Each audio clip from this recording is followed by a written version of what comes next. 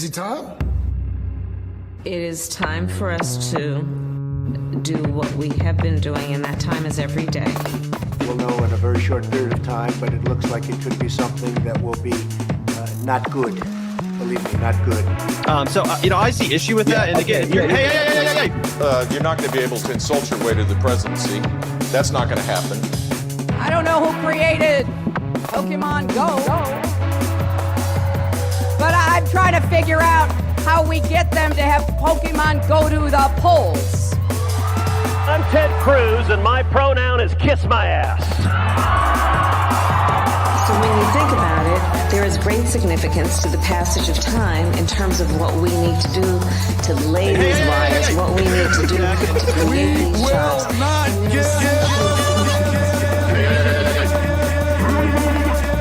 America is a nation that can be defined in a single word. I was going to put him Not good. Believe me, not good.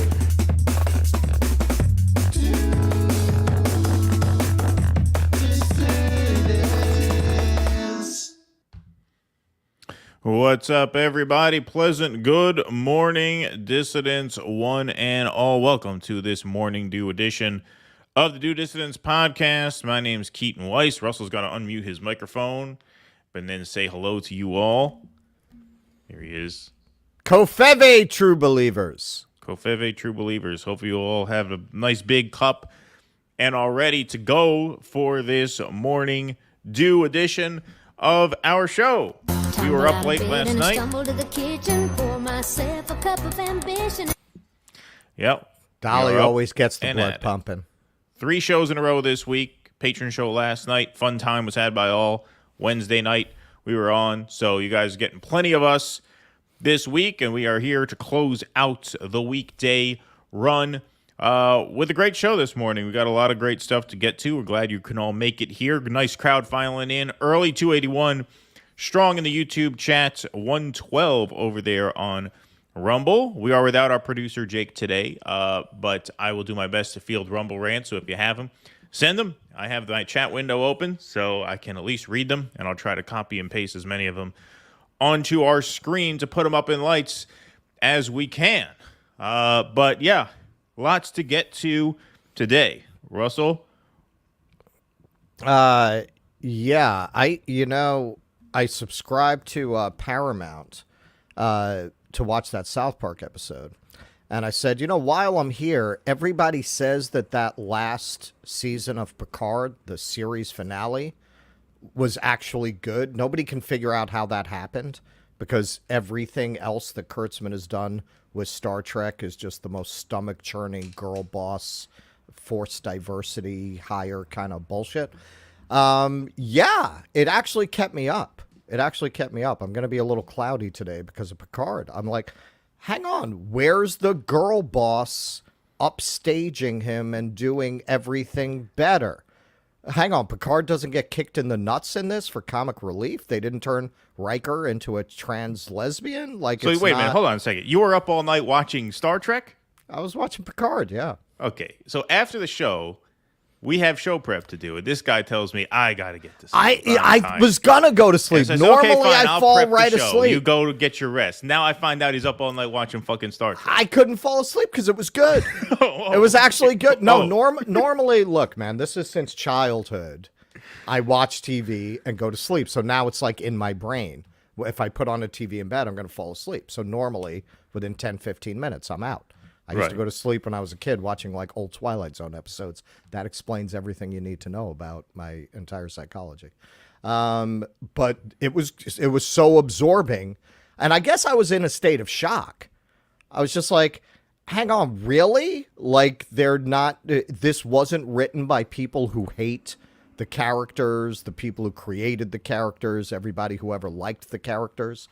Like this show's not going to lecture me about how horrible the original show was and how patriarchal and really, like, it's going to be what they should have done with Luke Han and Leia, but they're actually going to give like a respectful, funny, enjoyable send-off to the Next Generation cast. I can't believe my eyes.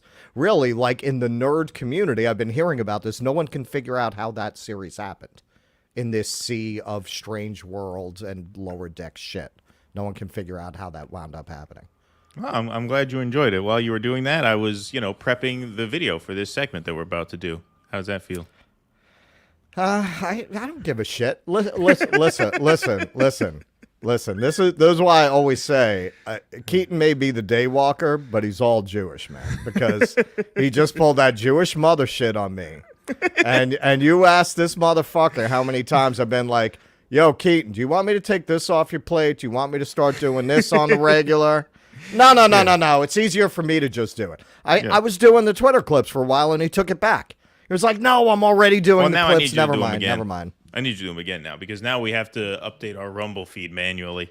Because we had our Rumble channel sync to our YouTube channel, which makes it easy, because when you upload something to YouTube, Rumble just automatically populates it.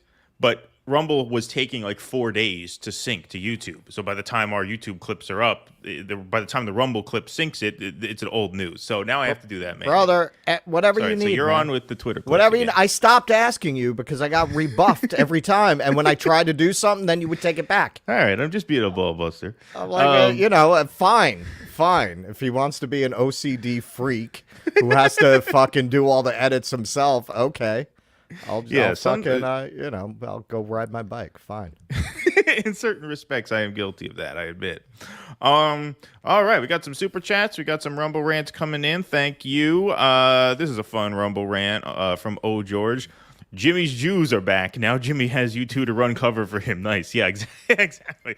A fellow MOT. I have to say, you guys are knocking it out of the park on this show. Nusrallah's speech upcoming. Watching. Yeah, I will have to read up on that. Yeah, indeed. But thank you guys all very much for being here. We hope our dissidents from across the pond are here in the afternoon for this matinee. We already have a super chat from Pat Donahue over in Ireland. Just to put on record, apologies if already noted in any of the shows, Candace Owens has been excellent on the genocide, a consistent anti-war voice. Yeah, I hear she's been criticizing Israel. I haven't watched, but that would be interesting. Maybe we should do a segment on her, just as that might be interesting. I have wanted for a long time, ever since I saw an excellent documentary that's on Prime called Uncle Tom about black conservatives. Because it is this whole voice from that community that is erased, right? You're not supposed to erase black voices or brown voices or marginalized people. You're supposed to listen to their voices as long as they're saying what they're supposed to say. But those voices are totally shut out, and Candace Owens is heavily featured in that.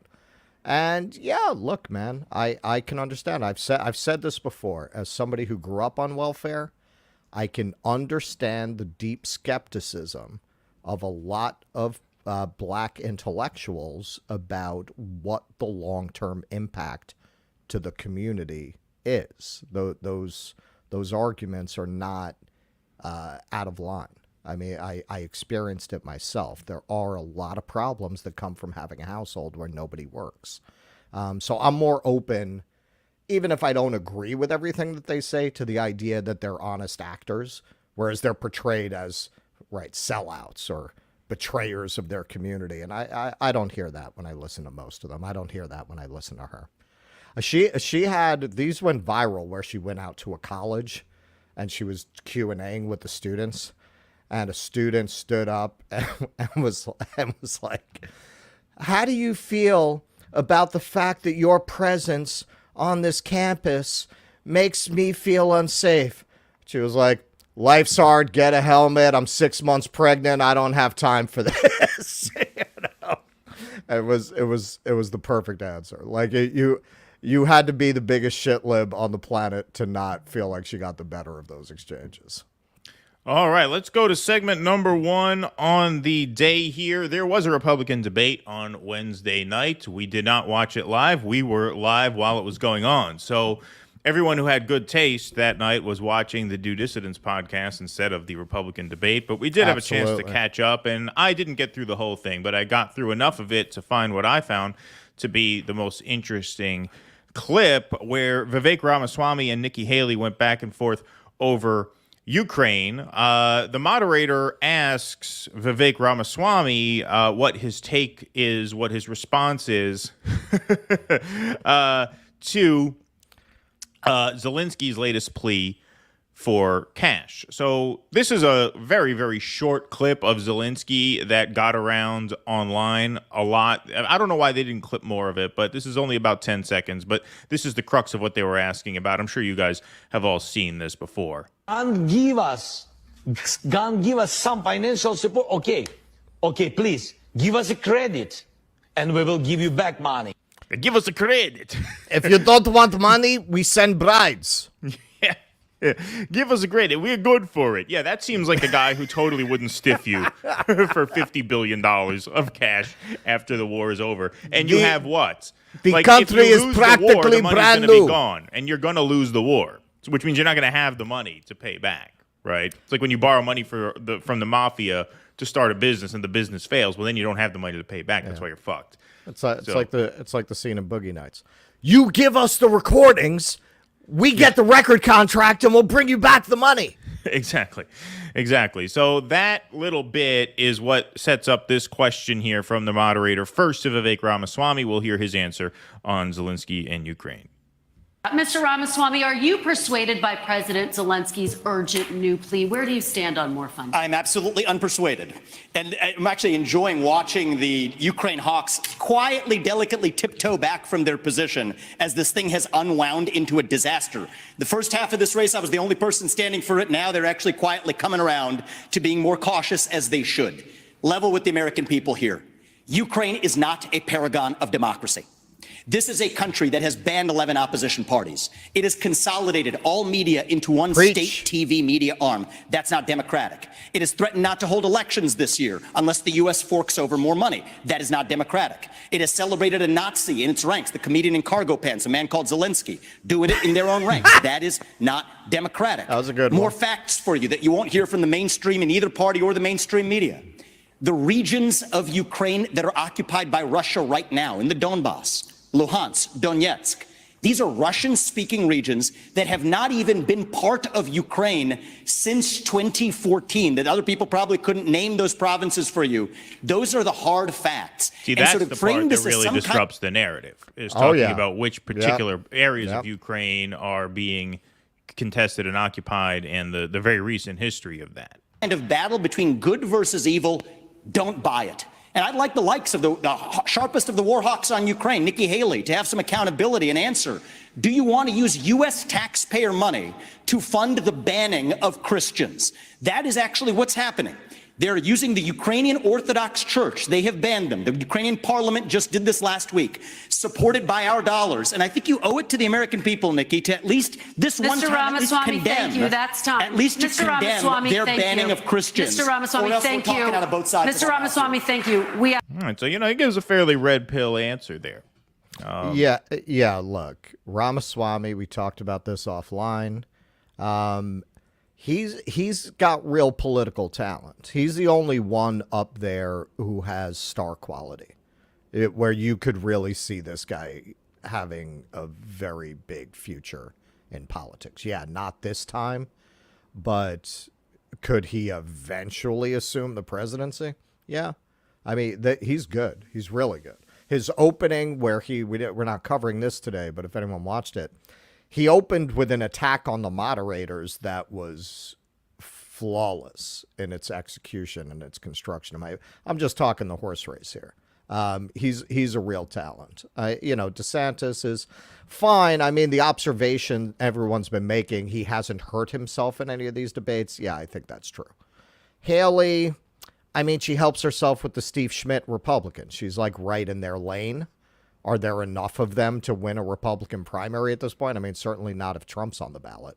No, not even close. Although she is polling ahead of Ramaswamy now. I mean, she's even polling ahead of Meatball Ron in a couple of these polls. I mean, she's mid-teens. Obviously, Trump is still running away with it, and now the hour is getting late. Well, that makes sense because anybody who might be inclined to vote for these guys is voting for Trump. So she's consolidating the Nicole Wallace vote. Exactly. And speaking of Nicole Wallace, she gives here just an avalanche of lies. Her response to this is unbelievable. So let's play this. Ask the questions. Ambassador Haley, Well, she deserves to what answer. is your take on more funding for Ukraine?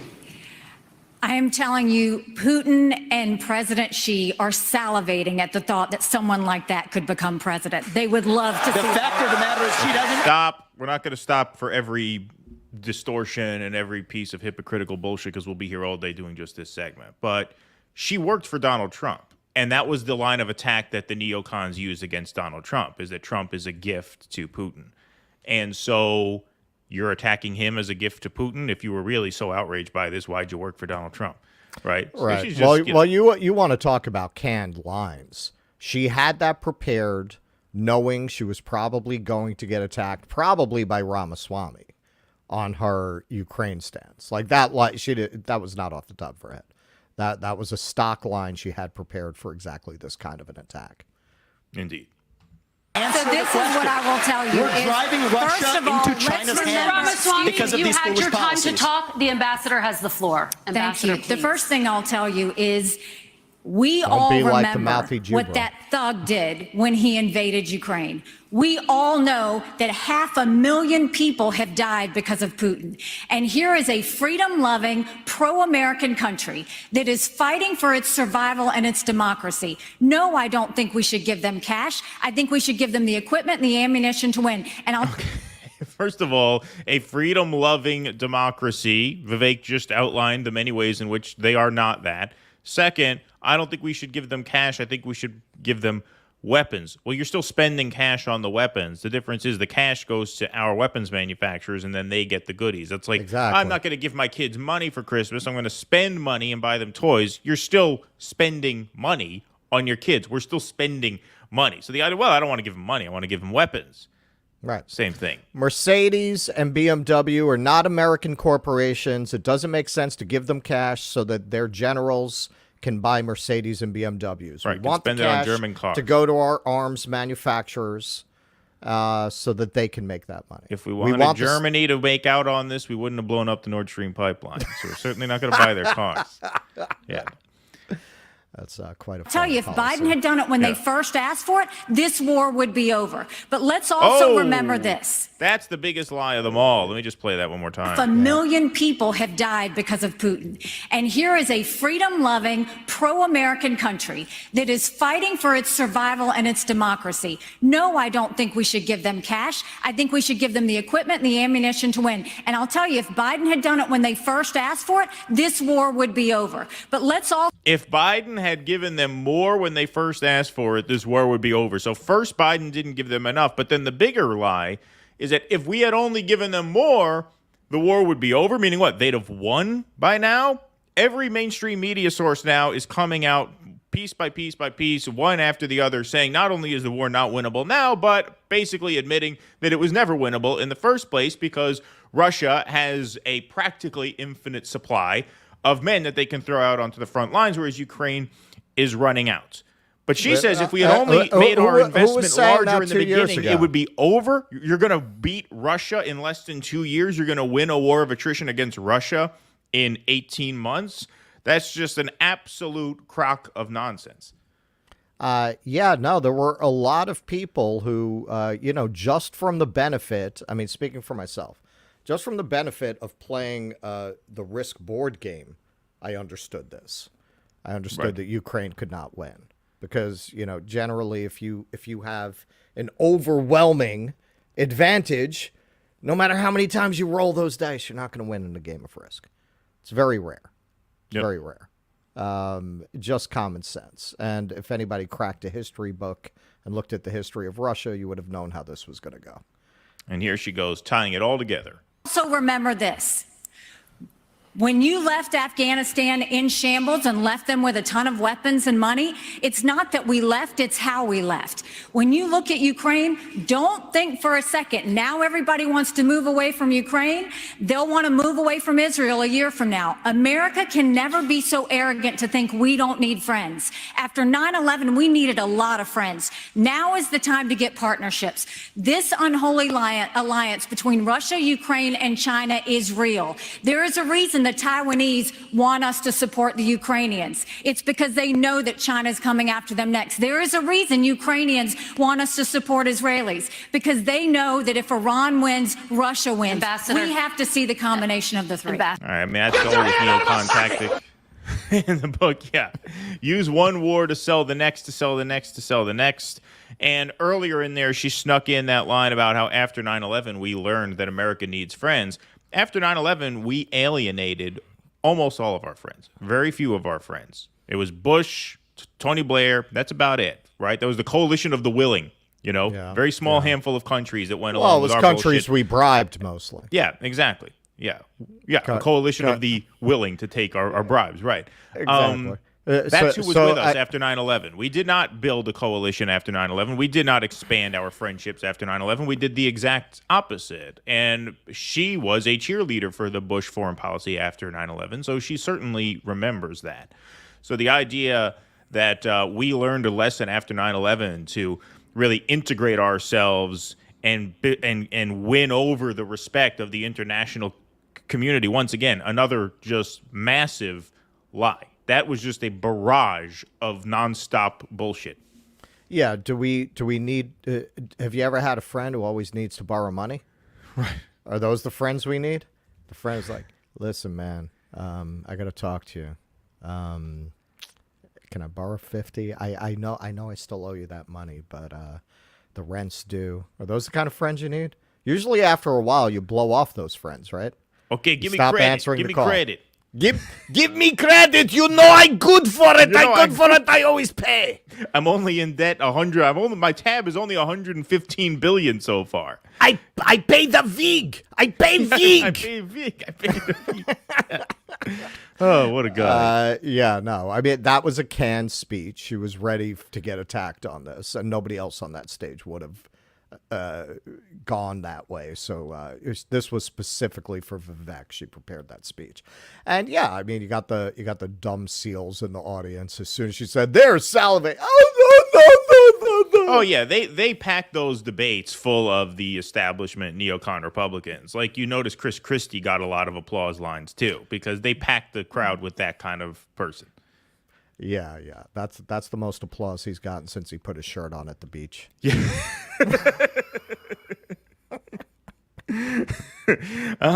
All right, let's go to segment number 2 here. Okay, this is a fun one. This is a sweet one. All right.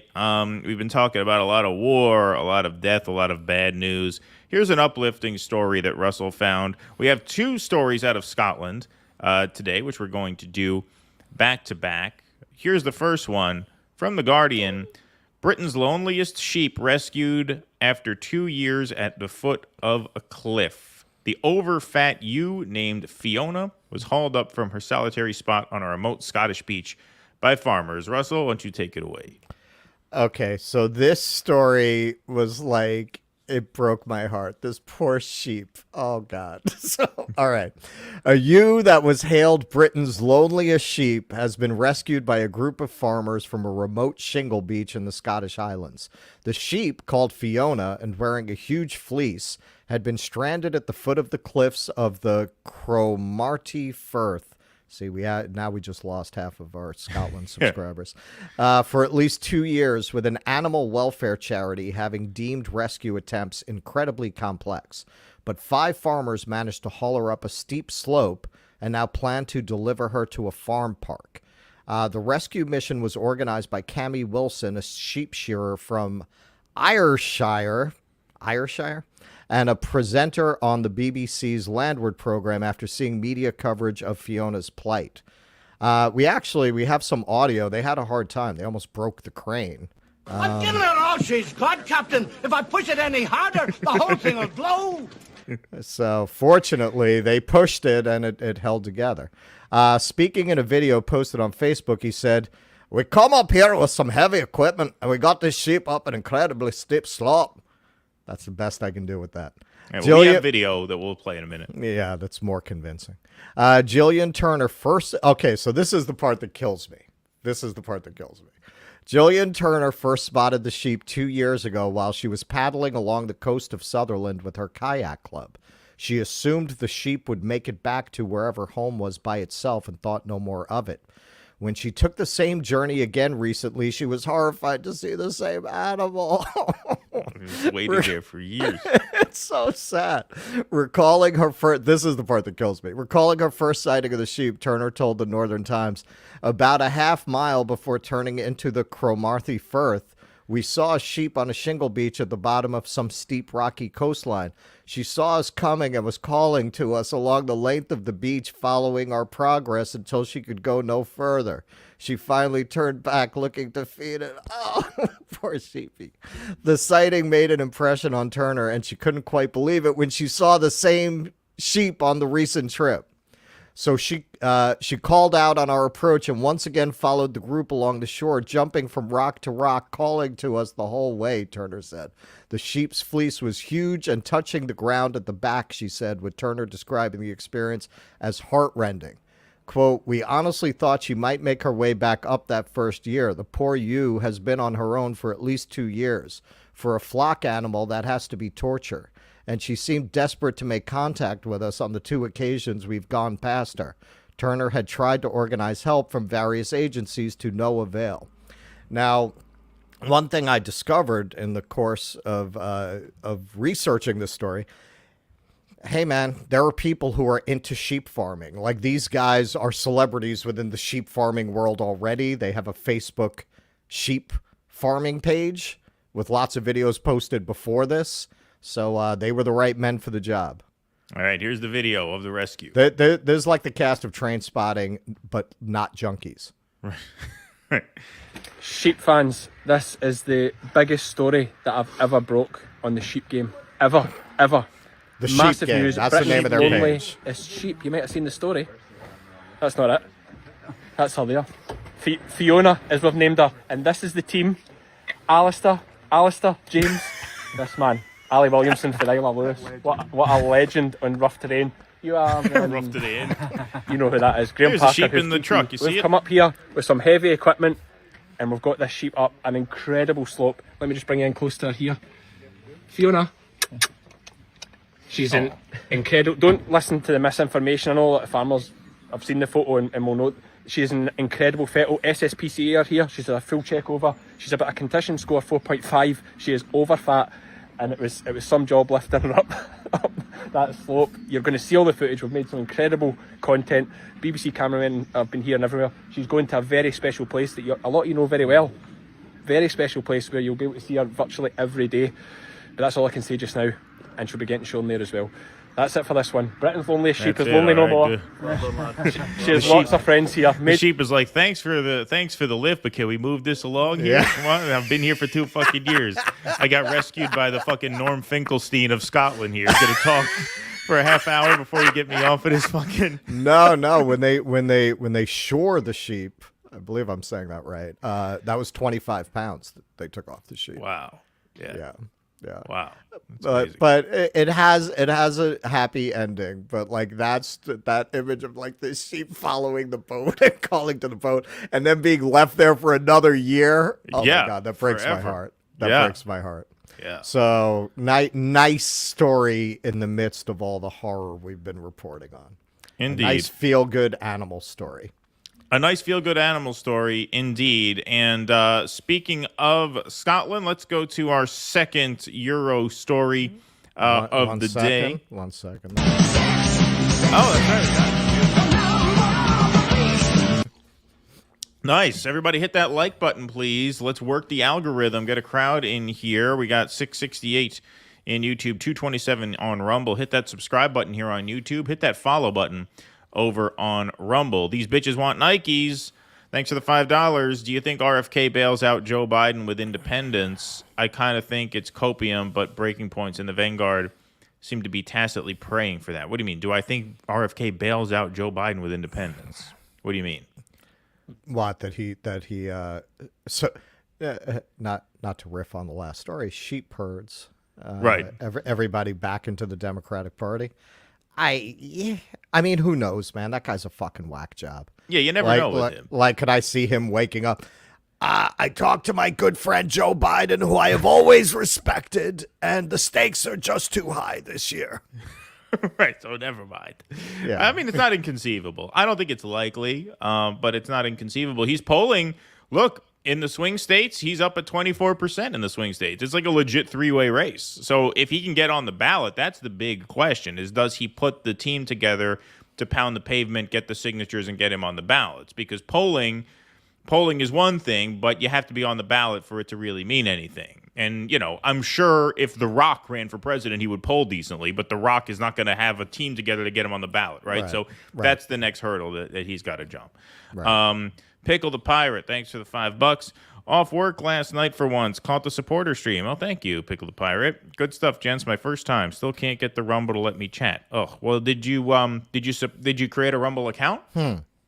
Because sometimes you could just watch it as a guest, but I don't think you could chat. Yeah, you gotta sign in. You gotta have an email and everything. Yeah, exactly. So maybe that's the deal there. But thank you guys for the super chats and the Rumble rants. They are what make these morning shows possible. So we appreciate that all very much. Let's go to, like I said, our second Euro story of the morning. Headline from Al Jazeera: Celtic fans defy club to fly Palestine flags in Champions League match. I was corrected. I pronounced that Celtic a couple nights ago, but it was actually one of you guys in the audience who tipped us off to this story, and I'm glad you did. Fans displayed banners and held up thousands of Palestine flags during their team's UEFA Champions League match against Atletico Madrid. Fans of Scotland's Celtic Football Club have defied their club's directives and waved thousands of Palestine flags during the Champions League match against Madrid. The Scottish Premiership champions hosted the Spanish club for their group stage match at Glasgow's Celtic Park on Wednesday. Hours ahead of the match, the club issued a statement saying both teams' players and coaching staff would wear black armbands as a show of respect and support for all those affected by the conflict, but told fans to refrain from displaying their support for any particular side in the stands.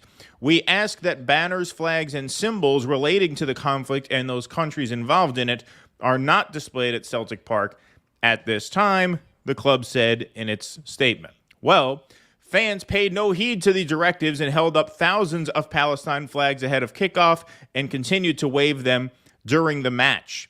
Fans at the North Curve section of the stadium prepared a tifo, a choreographed display of the Palestine flag, and unfurled large flags behind the home team's goal during the first half of the match. Several thousand fans in other parts of the stadium, as I understand there's about 60,000 seats here, held up a sea of smaller flags as they sang along to the famous football anthem, "You'll Never Walk Alone," and shouted slogans in support of Palestine before the match got underway. The Green Brigade, an ultras group of hardcore Celtic fans, had encouraged supporters to defy the club's statement and continue their display of solidarity with the Palestinians. So here's a tweet where you could see a lot of these fans holding up their flags, the Celtic away support with an unequivocal message of solidarity. On Wednesday, we ask all fans to do the same, again in defiance of the club's orders. Celtic have now banned the group, so the Green Brigade group, from attending their team's away matches until further notice after their, quote, unsafe. It's always safe. Unsafe. It's always about safety. And unacceptable behavior at recent matches away to Motherwell. Those flags can take an eye out. Yeah, exactly. And Feyenoord. The group said hundreds of fans were suspended from attending away matches, quote, due to an association with the Green Brigade, despite receiving no correspondence, no allegations, nor any detail regarding any investigatory process. That's Orwellian. Despite disingenuous claims, we have absolutely no doubt that these sanctions are motivated by a desire to quash political expression within the Celtic support, specifically in relation to Palestine at this time, the group said in its statement on Tuesday. In spite of this and any further obstruction, we once again encourage fans to courageously fly the Palestinian flag. Celtic were handed a fine by UEFA over their fans' use of flares during their match at Feyenoord last month and can face another fine over last night's display of solidarity with Palestine. Earlier this month, Celtic's board distanced itself from the group after they displayed banners saying "Free Palestine" and "Victory to the Resistance" during the Scottish Premiership match against Kilmarnock in Glasgow on October 7th. Fans slammed the club and said the display of support on Wednesday came from, quote, a large section of the supporters and not the Green Brigade alone. Others criticized the club's actions, saying they were out of touch with what matters and continued to display their solidarity. Paul Doherty, a politician from Northern Ireland, posted a photo of himself holding up the flag at Celtic Park on Twitter. There he is in the crowd. Here's some video. We'll play the audio for this because there's PA copyrighted music in there. Mm-hmm. But here's the sea of fans holding up the sign. Yeah, that doesn't look like just some club. No. The Green Brigade Club obviously promoted it and encouraged people to come and do it. But yeah, I mean, that looks like the whole fucking place to me. Pretty close to it. This is a 60,000 seat arena.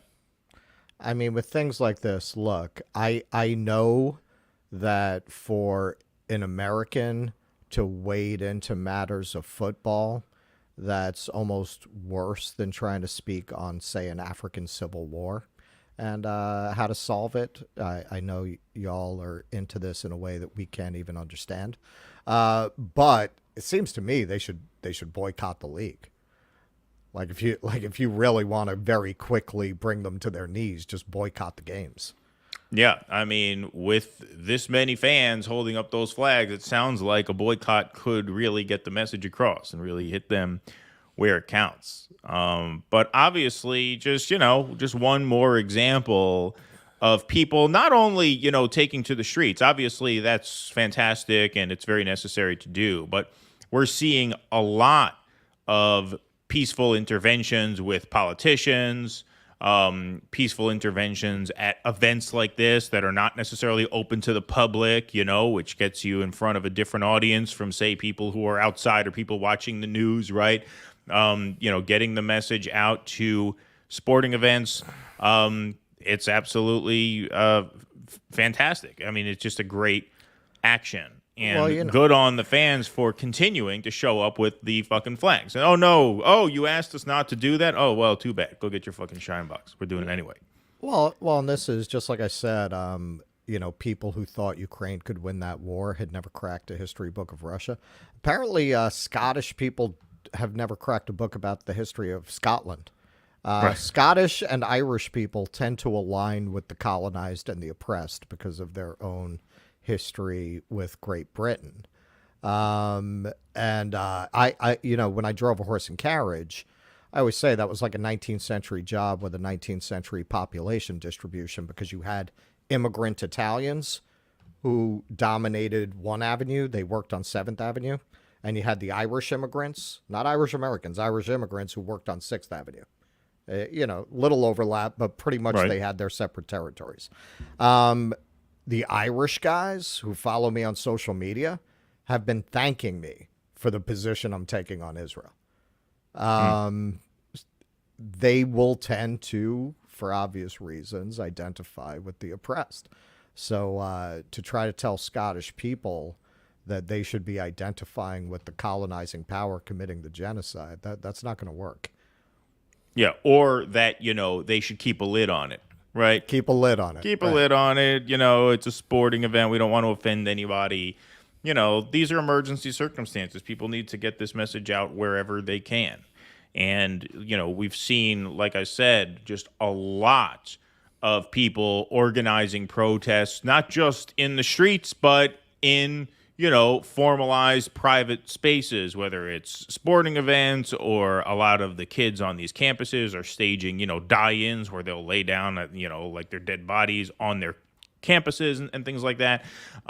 So when it's organized and it makes a presentation, that's a great thing. You had protesters at BlackRock's New York headquarters last night. You had protesters in the New York Times building, the lobby of the New York Times building last night. The cops had to come and take them out. They were being very, very peaceful, obviously, but they, made their presence known on people's property, in people's spaces to force visibility in areas where you might not otherwise get visibility.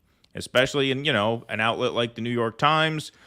We've covered a lot of their articles. We've featured a lot of their articles since October 7th, where the very, very passive language when it comes to atrocities committed by Israel and extremely active language when describing the October 7th attack itself. Crisis. Right, it's a humanitarian crisis with blasts going off from time to time, They think it's a water main leak. Yeah, right, exactly.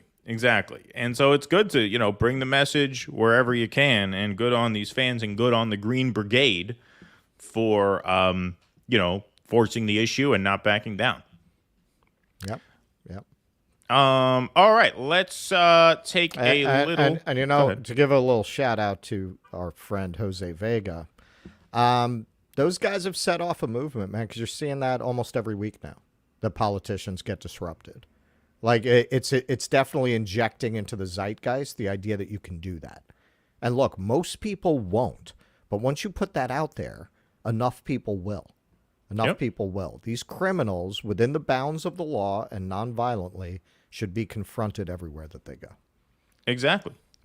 And if you notice, the protests have all been nonviolent. You haven't seen any violent threats made against anybody. Whenever there's been an intervention, it's always been peaceful. Yep. And that's how the message gets out. And so that's how it has to work, obviously. Folks, you can support this program by going to patreon.com/DoDissidents. We've had a lot of new signups over the past day or two. Jake does not work the morning shows with us, so we will have you added to the scroll by Sunday, but we got a lot of names to add to the scroll for Sunday because we had a lot of new signups. But if you'd like to join the party, go to patreon.com/DoDissidents. You get your name on the show credits here.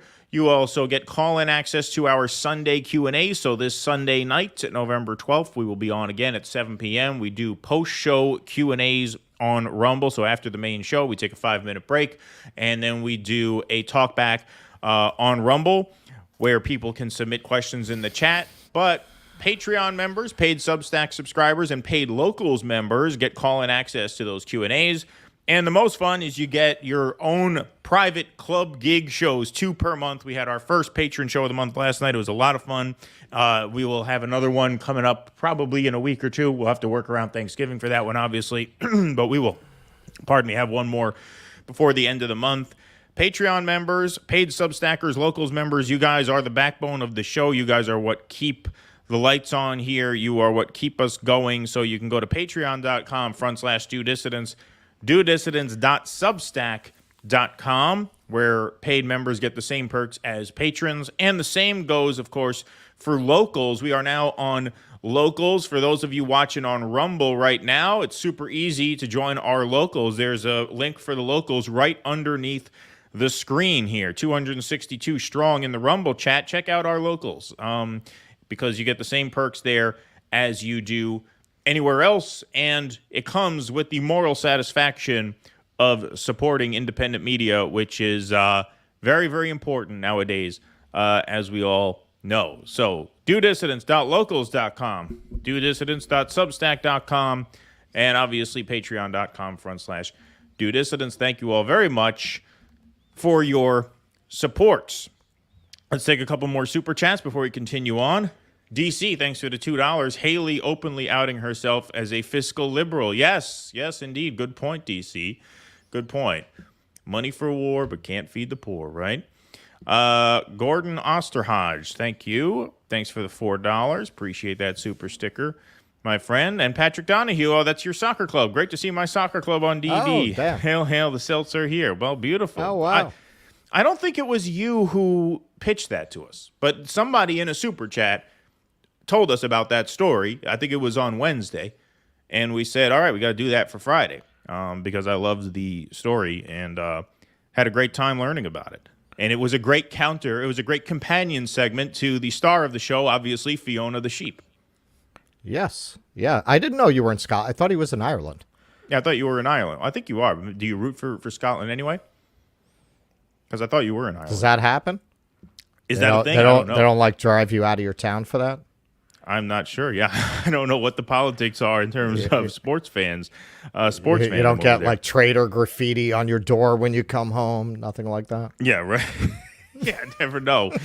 Turncoat. People showing up with Guy Fawkes masks. So, we did a couple European stories from across the pond, so we figured we would balance that out with a New York stories. Good old New York, New York. This is a story that probably gives Russell some nostalgia for his teenage years when the Gambino crime family was a thing in New York City. I learned about this history because one of the first sets of tours that I was hired to do in New York were mob tours. I did a Midtown mob tour and a Little Italy downtown mob tour. I actually met a relative of John Gotti's whose, mother lived in the apartment that they ran the wiretap through to tap the Ravenite Social Club. And so, I got to talk to a few of these characters over the years. But yeah, the Gambino crime family back in the news. Who knew? Who knew? I thought the Gambino crime family was like the J.C. Penney of organized crime. Like, you hear they're still around, but you don't really see them anymore. I guess they're still in business, but you never hear anything about them anymore. But apparently they were in business, and now they are a little bit less in business. 10 members of the Gambino crime family arrested in takedown. Russell, you want to read this one as well, since you found this one? Sure. Yeah, when I saw this, I was really surprised because I still give mob tours. I created my own Irish mob tour of Hell's Kitchen, so I'm kind of a semi-expert in this subject. The mob in New York, when I was coming up, we didn't even, when I take people on these tours, because the most common question I get is, well, what are they up to now? Are they still around? I always tell them, listen, you want to see how much less power they have than they used to? We're on a mob tour. Right. I'm talking openly about the mob. When I was coming up in New York, you didn't even say the word mafia in public. You said it other ways. You would indicate that someone was in a business that everyone knew was mobbed up, even if they weren't. It was code. You would say, yeah, that guy from the ball last night, he was in waste removal. Mm-hmm. Everybody knew what. You didn't even say mafia. They are a shadow of what they used to be. I mean, actually, when you look at it, doesn't even look like they made any headway in what they were trying to do here. If anything, it does demonstrate how much weaker they are, that they weren't even able to do this effectively before they got busted. No, that's true. When I was a mob tour guy, just a very quick anecdote, I got a call from somebody once. This was a little bit of a scary episode. I mean, nothing came of it, obviously, because I'm still here. But I got a call. The Italian museum in Little Italy? It's like a small museum. Well, they tore down that whole building. Oh yeah, I didn't. So this was years ago, obviously. But I think that was on the corner of Mulberry and It's unbelievable that wasn't landmarked. That was the oldest Italian building built as an Italian bank in America.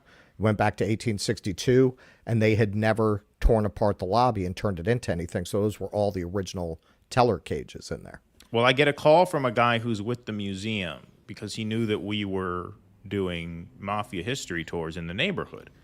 And he wanted me to come to the museum and take a tour of the museum so that I can incorporate some non-mob history into the tour, right? Because, he was upset that the Italians get, stereotyped and things like that. And so I said, sure, I'd love to do it. I never ended up doing it because I was a little nervous that I'd walk in there and there'd be plastic on the floor and it'd be a Joe Pesci job. So I never followed up. Your wife liked mink coats? Yeah, exactly. She liked mink coats. Exactly. So I never actually followed up with him. But yeah, no, you're right. I mean, now there are mob tours. It is commercialized in that way, yeah. Yeah, look, because I came up in New York, I've seen guys in Little Italy who are mob. Oh, yeah. Like, they're around. And I have had mob guys stop and listen to what I'm telling the tourists. Yeah. Be standing there smoking cigars, listening, they're curious. I've had that happen too, yeah.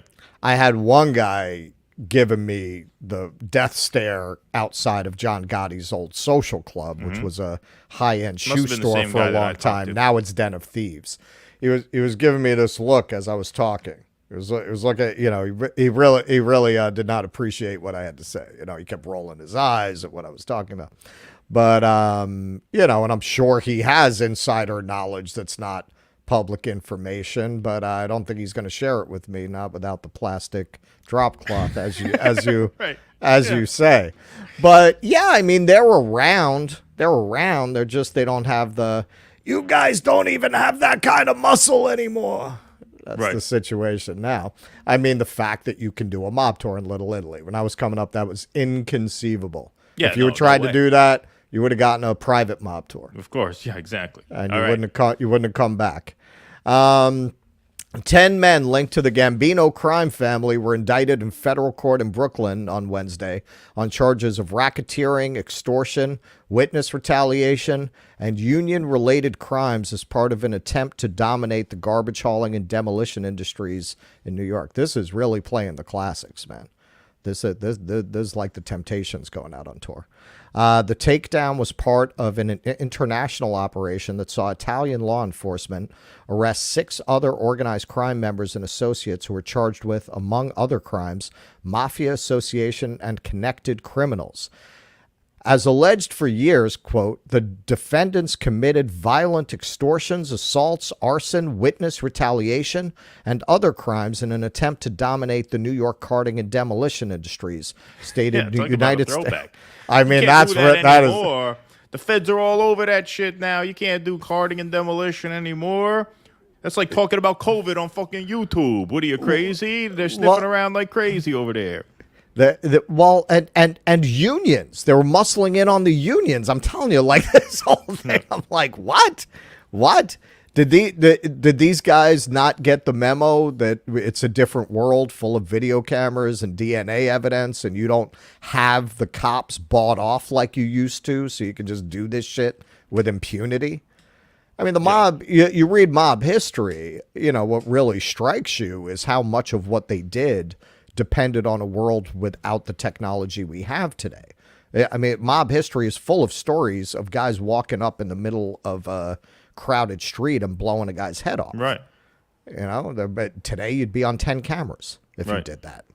In an attempt, stated United States Attorney Breon Peace. Yeah. Today's arrests reflect the commitment of this office and our law enforcement partners, both here and abroad, to keep our communities safe by, I got the slide thing in the way there. Hang on. By the complete dismantling of organized crime. Prosecutors say that Tantillo, Rappa, Vicari, and Johnson engaged. They got a non-Italian in there. Yeah. Engaged in a violent extortion. Came out of WPP to go back. Got him out of witness protection. Kept the witness protection name. He re-upped. Exactly. Engaged in a violent extortion conspiracy, demanding money from an unidentified man who operated a carting business in the New York City area. The extortion scheme involved threatening the victim with a bat, setting fire to the steps of the victim's residence, attempting to damage the victim's carting trucks, and violently assaulting an associate of the victim. In addition, Tantillo and Vicari were caught on wiretaps discussing threats they made to the victim and his father-in-law, with Rappa saying on one call that Vicari acted like the last of the samurai, in describing how Vicari picked up a knife and directed the victim's father-in-law to threaten to cut the victim in half in order to get the victim to make extortionate payments. Wow. And you got the names of the guys? Yes, I got. I know you wanted to read the names of the guys. I got the name, and also that section didn't cover it, but this was in coordination with Italian law enforcement. They arrested 6 in Italy in coordination with the FBI. And a lot of these guys were actually what they call in the mafia zips. Imported Sicilian mobsters were working with them here.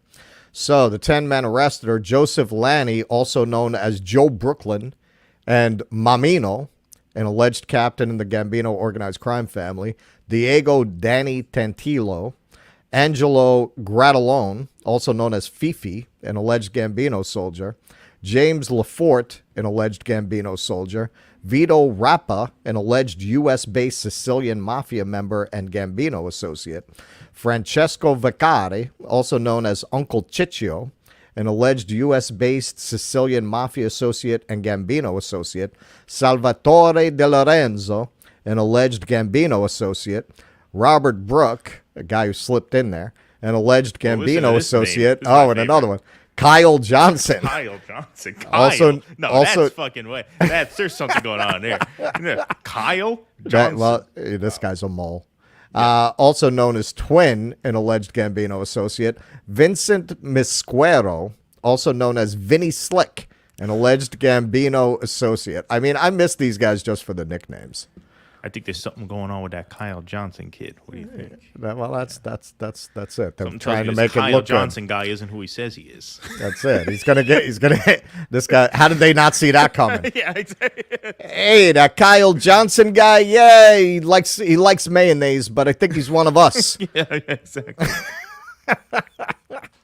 Yeah, that one was a blast from the past, man. That story is incredible. Like, these guys are still trying to make it work.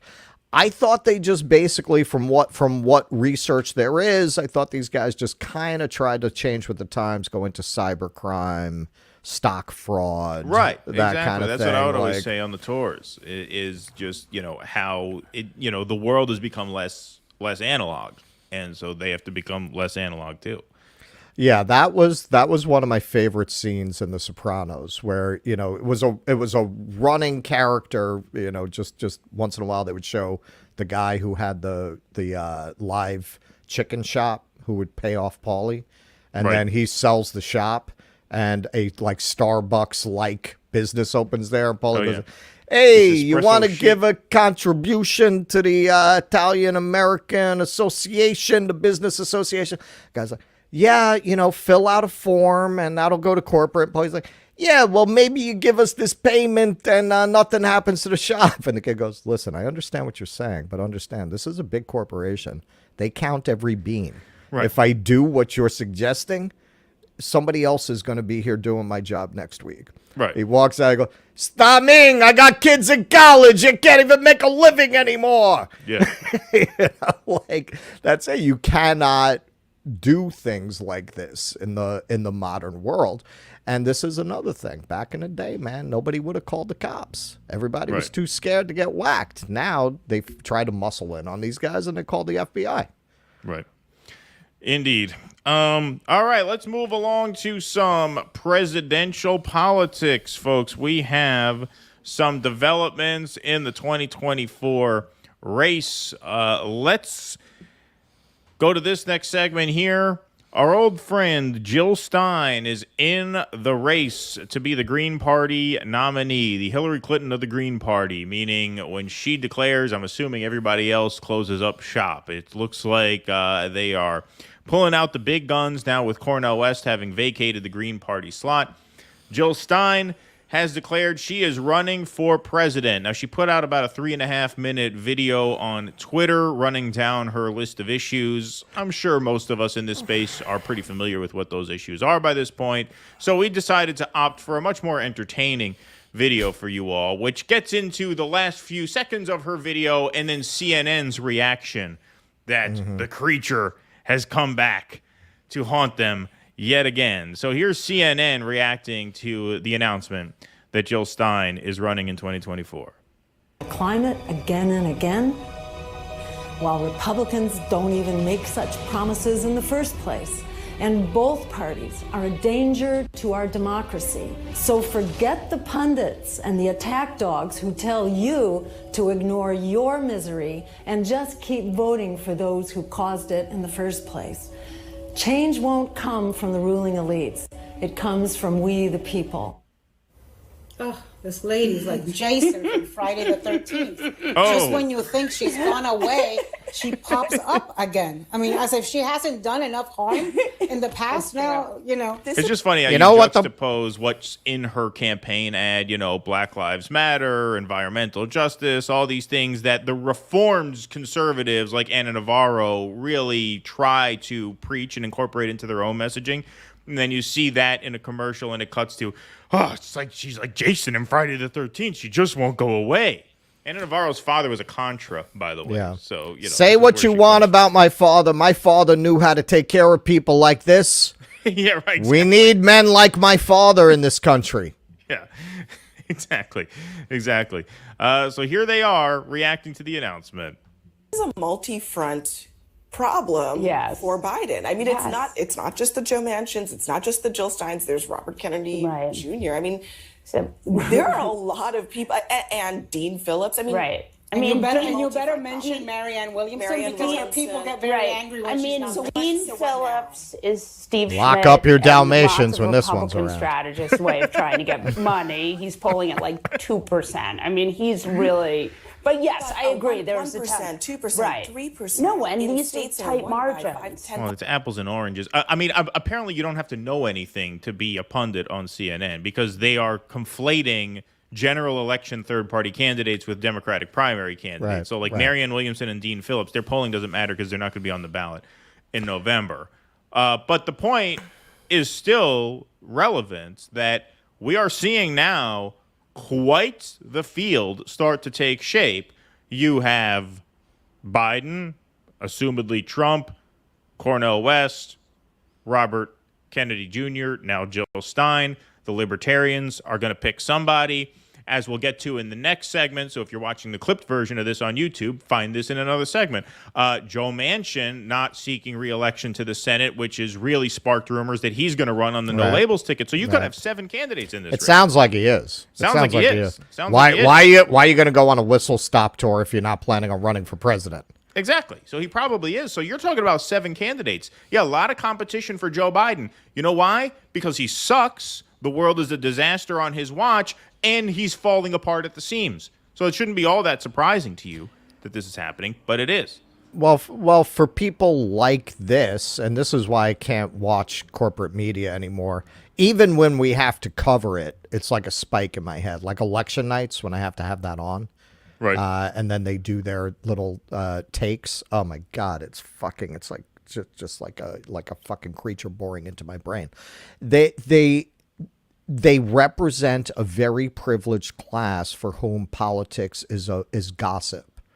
It's just gossip. It doesn't affect them personally. It doesn't affect anyone they know. It's all about court intrigue. It's all about horse race. This sounds exactly like if you have the misfortune to get plopped next to people like this when you go to a cafe on the Upper West Side.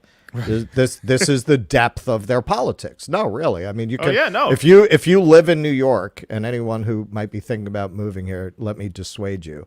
You will very often find yourself stuck next to people like this at a restaurant. Oh, and did you see what Trump tweeted the other day? It's just, But these people get fucking paid millions of dollars to offer these absolutely worthless and frankly quite stupid, even on their own terms, opinions. Yeah, no, without a doubt.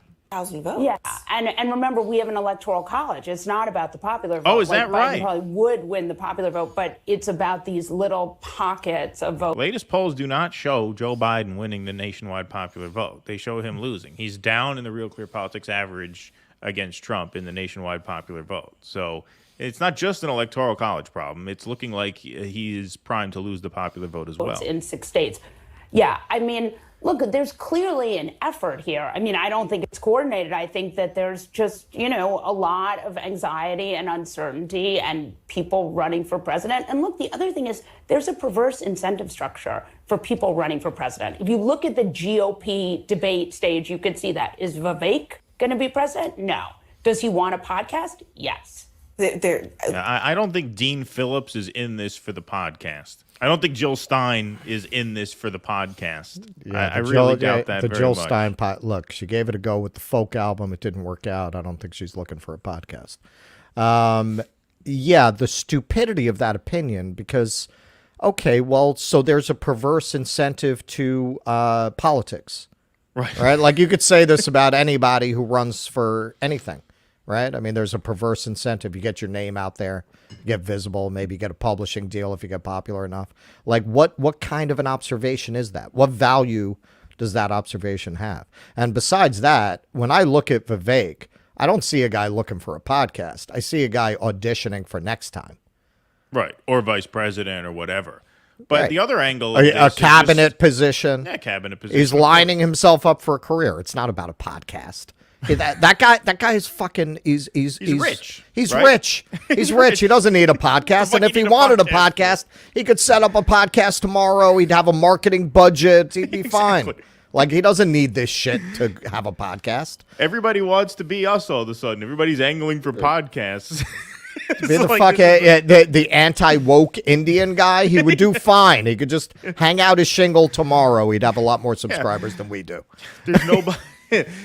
Everybody's angling to start a YouTube channel, which you could start for free and get a podcast feed going for free. And they have to see run how for much fun we to do have. that. Yeah, exactly. They see how much fun it is. They see how easy a gig it is. There's a perverse incentive. Plus, I just find it hilarious. You get to yell at Rachel Maddow. Where do I sign? Yeah, where do I sign up? Right, exactly. I find it funny too that these are the people who take threats to democracy very seriously. But beware the perverse incentives of running for office against the person who we want to win. It's almost like some people who run for office might have corrupt motives. Yeah, indeed. Indeed. New one. Anna, you mentioned that people should be concerned about these candidates potentially, basically unwittingly electing Trump, but it seems like that argument is not good enough. That they should fear Trump and so therefore vote for Joe Biden. Otherwise, we would see Biden performing better in some of these polls. Yeah, it's another brilliant point. Like I said, apparently you don't have to know anything to be an anchor on CNN or to be a pundit on CNN. If Biden were a better president, more people would say they're voting for him. Wow. I mean, mind blown. Yeah. Wow. If people liked him, he would be doing better. That's the kind of genius you can't learn. You have to be born with it. It's got to be innate. Some things can't be learned. And she's quarterbacking it. Yeah, and she's quarterbacking it. These polls, I think, need to be taken with a grain of salt because we look at the polls and he's supposed to be such a drag on the ticket and he's supposed to be in so much trouble. And then Democrats have this great night. Yeah. So, yes. The subtlety and the straw manning that you see a lot of political actors engage in is something that you really get to pick up on more. Like, I feel like I'm much better at picking up on that now that I do content creation myself. Absolutely. Because I know how I prepare segments, and so I can spot this very, very subtle propaganda coming from them. They're saying Biden's a drag on the ticket, yet people do well down ballot. That's not what drag on the ticket means. That's not what a drag on the ticket means. Drag on the ticket means that down ballot candidates are drags on the presidential ticket. No, nobody's saying Biden's a drag on Andy Beshear in Kentucky. No. People aren't that's not true. That is the theory, that if a president is deeply unpopular because it's going to suppress turnout of Democrats or it's going to make them more Republican inclined. No, but in this case, that's not the dynamic. It's the opposite dynamic. It's actually the dynamic that the party is more popular than Joe Biden. In this particular case. And because Joe Biden hasn't been on the ticket in these elections, which is what she's saying, if you look at these elections, the Democrats have been doing well, even though Biden's a drag on the ticket. Well, Biden's not on the ballot in these elections. He's not on the ballot in the midterms. Well, and also these people, because it doesn't fit the narrative that their brain-dead viewers like, would never state the obvious. Supreme Court didn't decide the Roe decision that way. We're living in a different world. Well, that's what I mean. You'd have red as far as the eye could see. Well, right. And that's what I mean. Like, these decisions don't have anything to do with Joe Biden. Joe Biden, exactly. Right. And they'll never get into that. And with Joe Biden on the ticket in November, he's likely not to be a drag on down ballot Democrats. We've said, you have predicted a split decision where Biden loses, but Democrats keep at least one of the two chambers. Right. And I think that's right. So I'm not saying he's a drag on the ticket. I don't hear people saying Democrats are doomed down ballot because of Joe Biden. The midterms obviously prove that that's not the dynamic at play here. So she's saying, well, if the Democrats are doing well in these elections, that means Joe Biden is poised to win. Exactly, it's very stupid. That's wrong, because the claim right now is not that he's a drag on the down ballot ticket. It's not to say that no president has ever been a drag on down ballot tickets, but because of the Roe decision, that's obviously not the case now, and no serious person is saying that right now. What we're saying is that Joe Biden can't win because he is uniquely unfit to win a second term. Generic Democrats, nameless Democrats, are actually beating Trump in the polls by about the same margins that Biden is losing to him by. That's how unpopular Joe Biden is. That's why you have people running against him, right? That's why you have people running against him. And this segment is about why are 6 people challenging Joe Biden who aren't Donald Trump. The reason you have so many people getting in, and this is a side of it we don't usually cover, people hate both of them. Right. Like Trump is really only marginally polls better in terms of people liking him than Joe Biden does. You know, he one of the reasons he's probably doing so much better than Biden is that he's not in office. Right. He's benefiting from the reaction against the person who happens to be in office. Right. If he were the one in office and people were experiencing what they're experiencing now, Joe Biden might be the one with the slight advantage in popularity. But people hate both of them. So, of course, I mean, it's a perfect stew for independent and third-party runs. Yes, especially now since you're likely to have two failed presidents going head-to-head. Right. It's a uniquely fruitful ground for third parties, because the third party can say, you've literally elected both of these guys before, and Right. look where we are now. Right. Nobody likes either one of them. Exactly. I think voters right now are grumpy. And wouldn't you be grumpy? If you've been looking on TV at people in the Middle East killing each other for a month, if you just, feel the malaise that's going around, of course voters are grumpy. Makes me grumpy. But when Makes me really grumpy seeing a baby with its head blown to pieces. That's the first word that comes to mind. This makes me really grumpy. It just puts me in a sour mood for the next hour. Then I realized I was out of coffee creamer when I went to make coffee. I thought, oh, shit. Now first I got to see kids being killed by Israel. Now I got to drink a black coffee. I'm going to have the runs for 3 hours because I don't have any creamer in the coffee. It's too much acid in the stomach. And nothing's going my way today. That's exactly the word that comes to my mind, grumpy. Yeah, well, that was Max Weber. Wasn't that one of his main books of sociology, Genocide and Grumpiness? Genocide and Grumpiness, yeah. Yeah. And he showed how you have a genocide, people get very grumpy. You're grumpy because of the war in the Middle East. Yeah, that's a seminal work of sociology. Wow, grumpy. the rubber hits the road and they have to choose between voting for Joe Biden and Democrats or cuckoo bird Republicans who are constantly fabricating and manufacturing culture wars. So are you going to vote for the actual? The Democrats are manufacturing actual wars.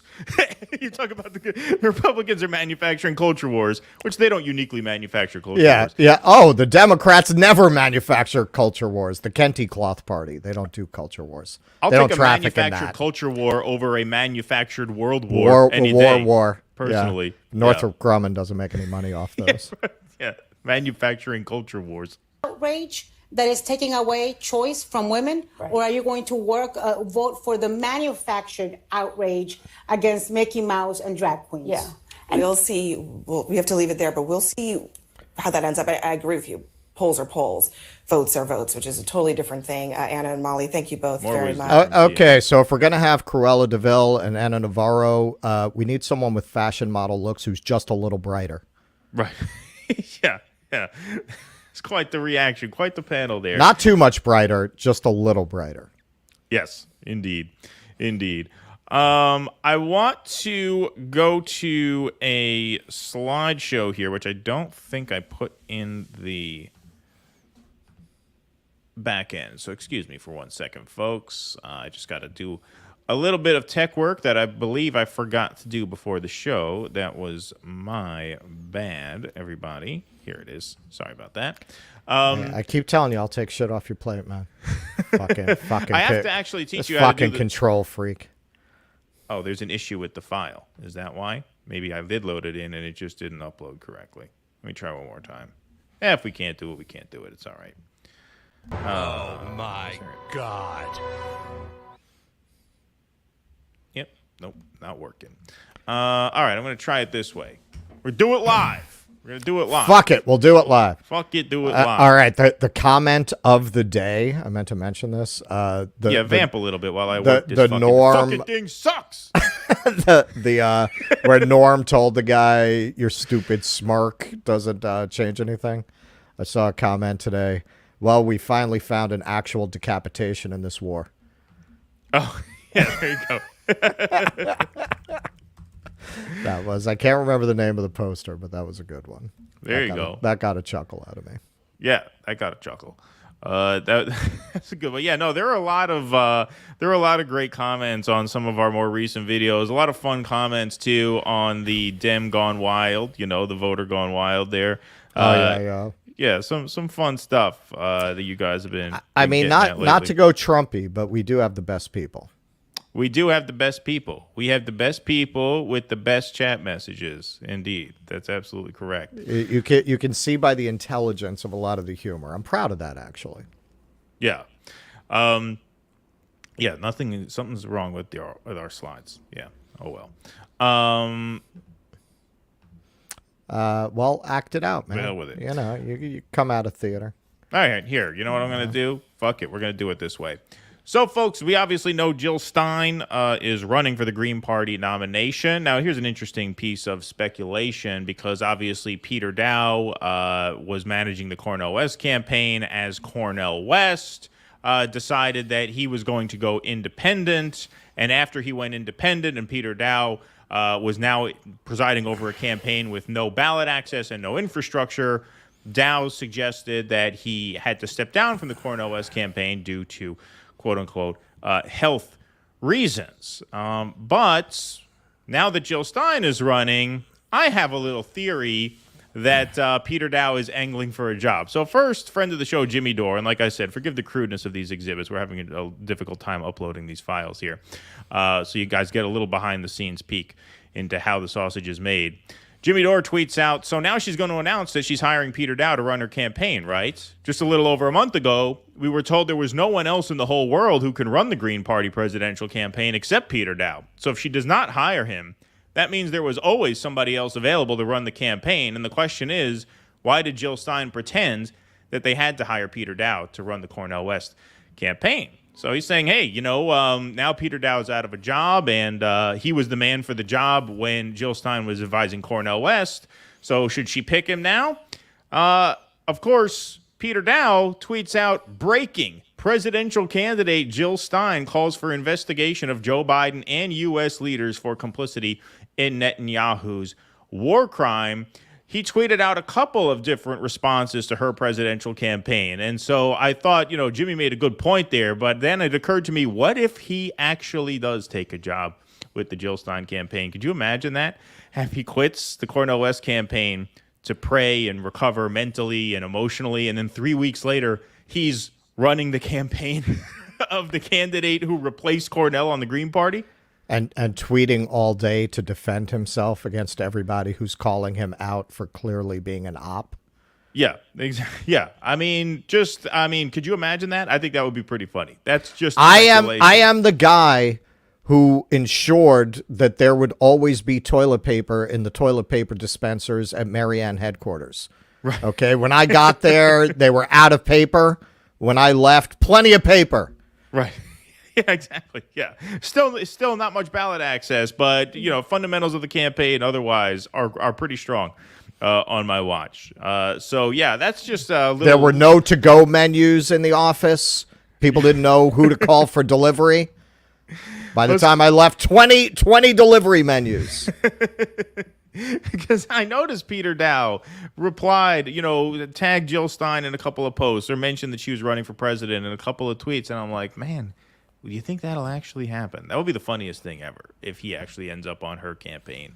It would not surprise me at all. Two campaigns quitting for personal reasons. One because his mother was sick, and then the next because he was sick. Now he ends up on this one. Yeah, wouldn't surprise me. Wouldn't surprise me at all. Because he tweeted out about her immediately, you know. Right. And this guy, he angles for jobs, you know. He's right. weaselly like that. And you know? and for reasons that nobody's been able to satisfactorily explain, he gets them. Yeah, he gets them. For Why? some reason, he gets them. Why? You'd be better off fucking hiring the counterman at the corner deli. Why the fuck would you hire this guy? Yeah, he's never accomplished anything. No, maybe some war crimes in the West Bank. That's about it. Jason, let's go to some Rumble rants. Sorry about that. Okay, we're a little behind on the Rumble rants. What if he was playing the new RoboCop game? Would that have made you feel better, Keaton? You mean instead of watching Star Trek last night? This is an old one. Sorry, I missed this one. Creep. Without Jake here, it's a little hard to keep up with all of them, but I'm doing my best. Yeah, is there a new RoboCop video game that's out? Russell's not really a gamer. I don't game because I do have the disposition to just get sucked in. Right. Like if I were a gamer, that would be the end of my life. That would be it. My productivity would fall off a cliff, so I just don't touch it. It's like a guy who knows he can't have one drink. Right. But yeah, no, Russell, not a gamer, just a sci-fi guy. Russ loves Candace. Look at that. I think you big crush on Candace. Russ and Candace sitting in a tree. Sitting in a tree. Russ needs a dynamic compressor. Then he can whisper, shout, and rant all he wants. All right. So over the course of this, I went back to, you know what I didn't realize? We were playing around with the mic, and we took off the automatic volume adjustment. I forgot that we did that. Oh, so did you put it back on? I put it back on. Okay. So hopefully that'll take care of it. Basically, I did that without the echo cancellation, so I'm hoping that's the sweet spot. Yeah, that should be the sweet spot. That should work. Plus, we had a little on-camera coaching session last night on the Patreon show. We did, but no, somebody said it in the comments, and then I was like, what the fuck, man? Is the automatic adjustment on? And no, it wasn't. And it probably hasn't been on for a couple of weeks.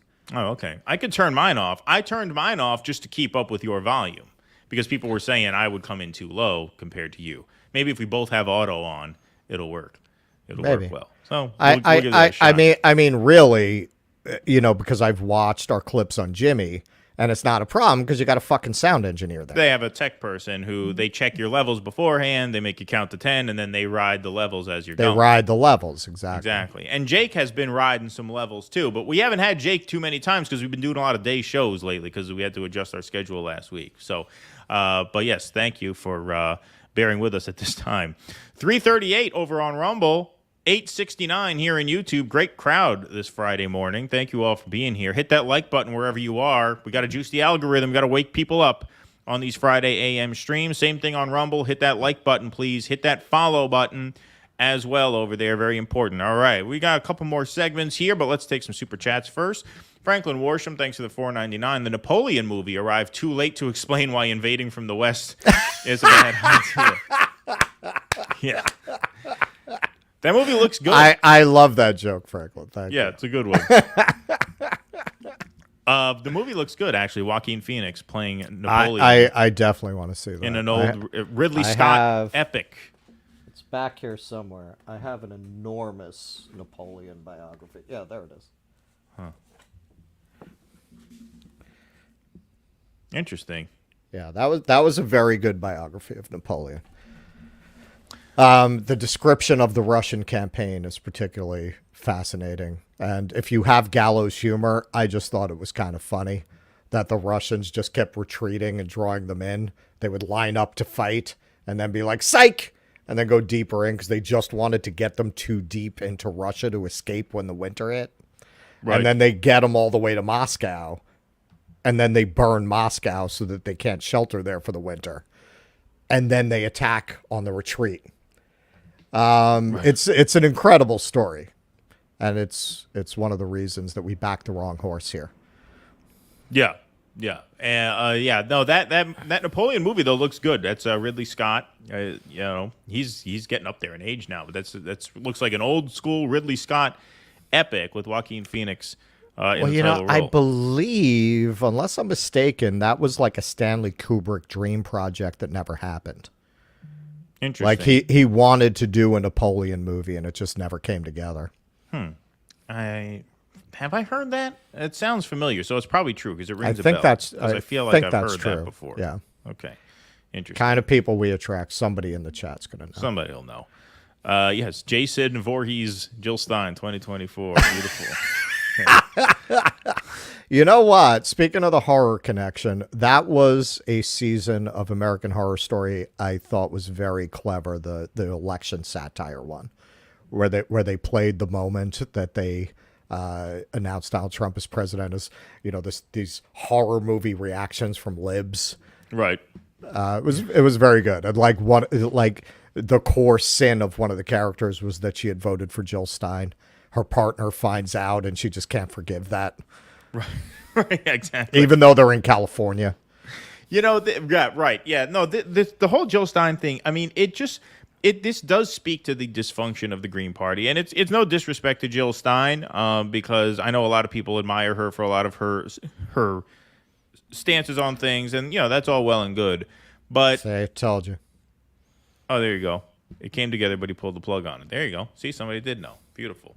Yeah, it's all well and good to respect Jill Stein, but this was an opportunity for the Greens to make a big move. They had it. They had it in their hands. They had Cornel West on their ballot line.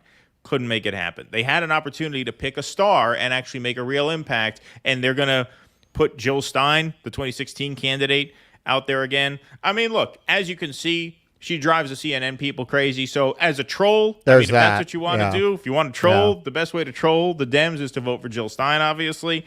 But beyond that, just another major missed opportunity. Like a star on the ballot line this time could have put the party on the map. They had somebody, didn't work out.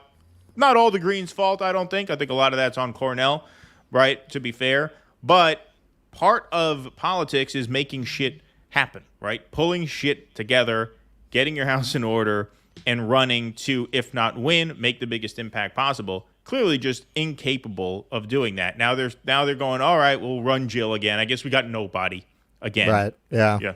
Yeah. Okay, so hear me out. I mean, if they all stay in, we use our platform for good. We start a change.org petition to get them all in a cream corn wrestling match for charity. Yeah.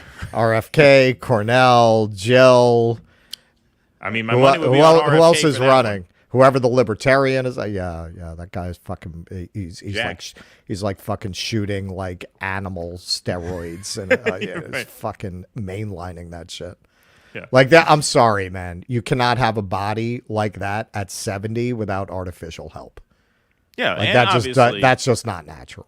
And obviously the fact that you're, rich and can afford, dietitians and personal chefs and trainers and stuff, even that so. helps. But yeah, no, that looks like there's something going on there. Well, he said he takes testosterone, didn't he? Didn't he say he did takes he say testosterone? that? I thought he did. Well, so there you go. There you go. DC, thanks for the $5. Free Scotland, free Wales, free air. Thank you. Am I not saying that right? The last one? I know the first two. I'm not sure how you say that. Yeah, I guessed air. But thank you, DC. I think it's air. I believe it's air. Okay, McDougal's here. All right, now, McDougal, I made you a pitch on the last show. I'll make it to you again since you gave us $10, and thank you for the donation. Good morning, fellas. Just my weekly donation and outreach effort from the MAGA delegation. Special shout out to your surrogate, Vivek. Yeah, our surrogate, Vivek, dismantling the neocon rhinos in President Trump's stead this week. Thank you, McDougal. Appreciate that. And look, I made this pitch to you last time. I don't think you were watching. Maybe you watched a replay. Maybe you didn't. You give us a weekly donation of $10. Sometimes you hit us up a couple times per show. Make it a weekly donation of a few less dollars and put $10, $15 in the Patreon kitty every month. This way, you support the show. And this way, maybe on Sunday Q&As, you can call in and make the case to us that we should back Trump rather than do it in super chat form. You can actually talk to us. It's worth it, Yeah. It wouldn't cost you anything. You're donating the same amount anyway. The more Patreon subscribers we have, the more we can tell the censors to go get their fucking shine box. Exactly. Because we don't have to worry about it. Right. That's it. Like, we get to the point that we'd be okay no matter what, because we have enough monthly membership support. That makes a world of difference in what we can do.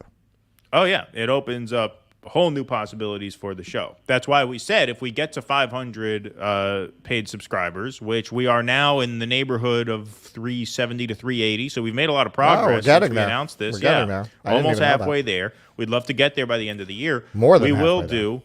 Well, we're more than halfway there, but I'm saying we started this campaign for 500 when we were at 300. So we've gotten almost halfway to the 200 we need to make up the difference.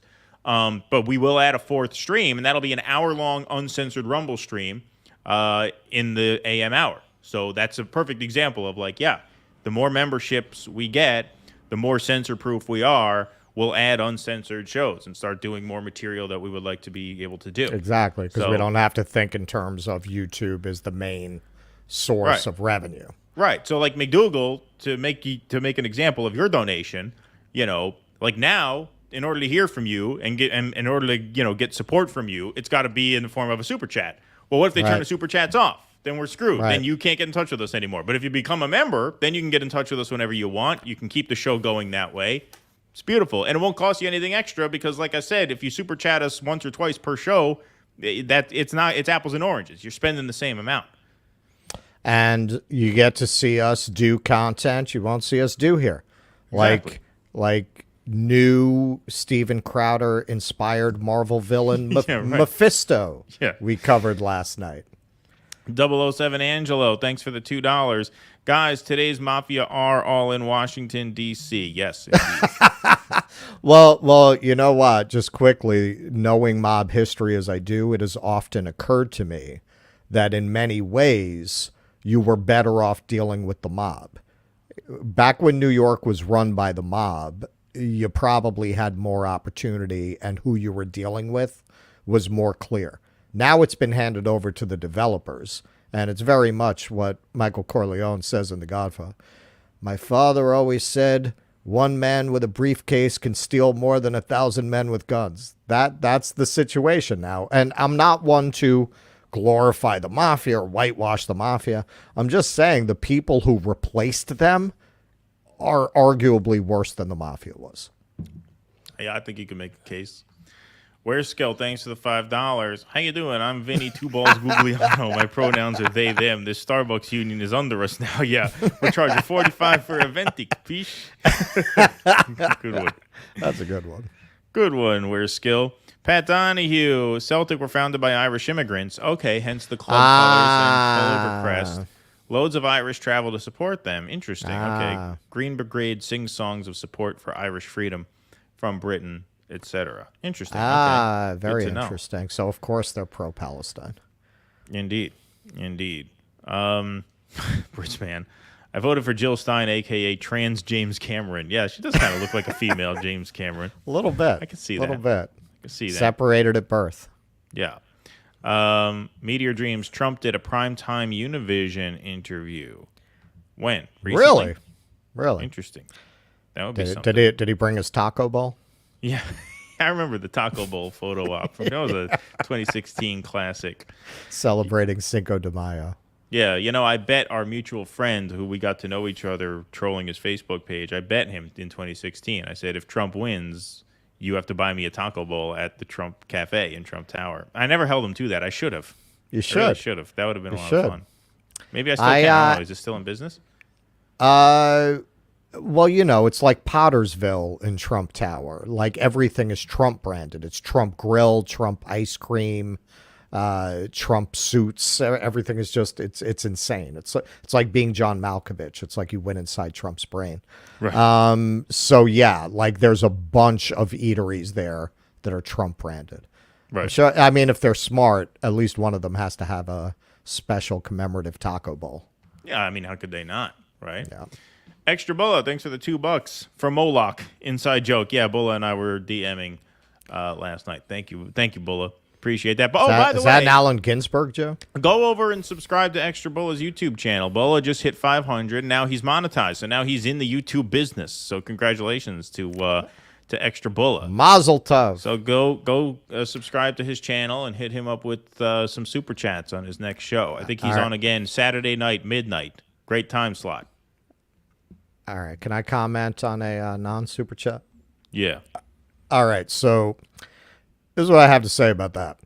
I basically got through my adolescence on Pink Floyd's The Wall, the film adaptation, which was directed by Ridley Scott. And I absolutely loved Angel Heart, which was also done by Ridley Scott. What I realized later on, around the time he did Mississippi Burning, is that actually I didn't love Ridley Scott. I loved Michael Sorensen as cinematographer because that was the first movie he didn't have Michael Sorensen on. And the movie visually is not interesting. No movie he did after that was interesting. But if you look at the movies he did with Michael Sorensen, like Pink Floyd's The Wall, particularly Angel Heart. Every shot in Angel Heart could be in a photography book. It's just absolutely beautiful. So I half agree with you. Yeah, well, you got Alien, obviously. That's, older era. But I'd have to look at the recent list of movies to really render a judgment. But I like a decent amount of his stuff. I don't think he's a bad director, but I thought he was like some kind of the second coming of Kubrick. Right. Oh, no, And then I realized it was his cinematographer who gave his movies that look. Right. Indeed. Vroom Rutabaga, thanks for the $5. Oh, Alan Parker. I'm sorry. Yeah, I'm mixing up two things. What do you mean? I was actually talking about Alan Parker. I mixed him up with Ridley Scott. Somebody pointed it out. Oh, okay. No, but Ridley Scott after Blade Runner. That's why I confused them. You never saw a movie of his that had that kind of a look. Like, it looked like he was going to be a much more interesting visual director than he ended up being. Right. Russ, Iron Maiden should cut you a check because once you mentioned their tour, I bought tickets immediately. Oh, for New Jersey, of course. Love you guys. Well, They should. Well, how do you know they don't? Yeah, how do you know they don't? Exactly. How do you know that's not why I put the 666 in? Exactly. Who knows? All right, we'll take some more super chats in a few minutes, but let's go on to another potential 2024 development. So it was announced yesterday that Senator Joe Manchin, the Honorable Joe Manchin from West Virginia, will not be seeking re-election to the United States Senate. Now, this has affected 2024 in a couple different ways. Number one, it makes it much easier for Republicans to regain the Senate since Manchin is basically a Republican himself. And so in order for the Democrats to keep that seat now, they're going to have to win with a first-time candidate against a Republican first-time candidate. West Virginia is an overwhelmingly Republican state, so this now becomes a very difficult seat for the Democrats to hold. That's one aspect of this. The other aspect of this is this has really revved up speculation that Manchin's going to run for president with the No Labels Party, which already has ballot access in Arizona, and they are seeking it elsewhere. And so this creates a lot of speculation there, especially given a little piece of his announcement that he is quitting the Senate. So let's take a look at this video. This is a 4.5-minute video. We are not going to torture you by making you watch 4.5 minutes of Joe Manchin. I spliced out a little 40-second clip with the most relevant material, so here we go. With my family. Sorry. After months of deliberation and long conversation with my family, I believe in my heart of hearts that I have accomplished what I set out to do for West Virginia. I have made one of the toughest decisions of my life and decided that I will not be running for re-election to the United States Senate. But what I will be doing is traveling the country and speaking out to see if there is an interest in creating a movement to mobilize the middle and bring Americans together. To the West Virginians who have put their trust in me and fought side by side to make our state better, it has been my honor of my life to serve you. It has been the honor of my life to fuck you as hard as I can, as often as I can, and rake so long, in suckers. As much corporate cash as I could in the process. It has been my honor. No, that midsection there where he says, I am going to tour the country and see if there's an interest in a middle coalition. That is politics speak for I'm testing the waters for a presidential run. That's what that means. Touring the country to see if there's interest.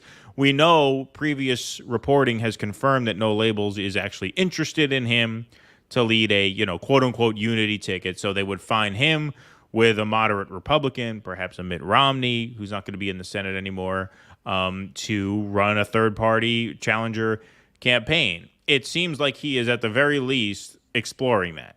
We know now that he is taking that option seriously. Obviously, it's not confirmed that he'll do it.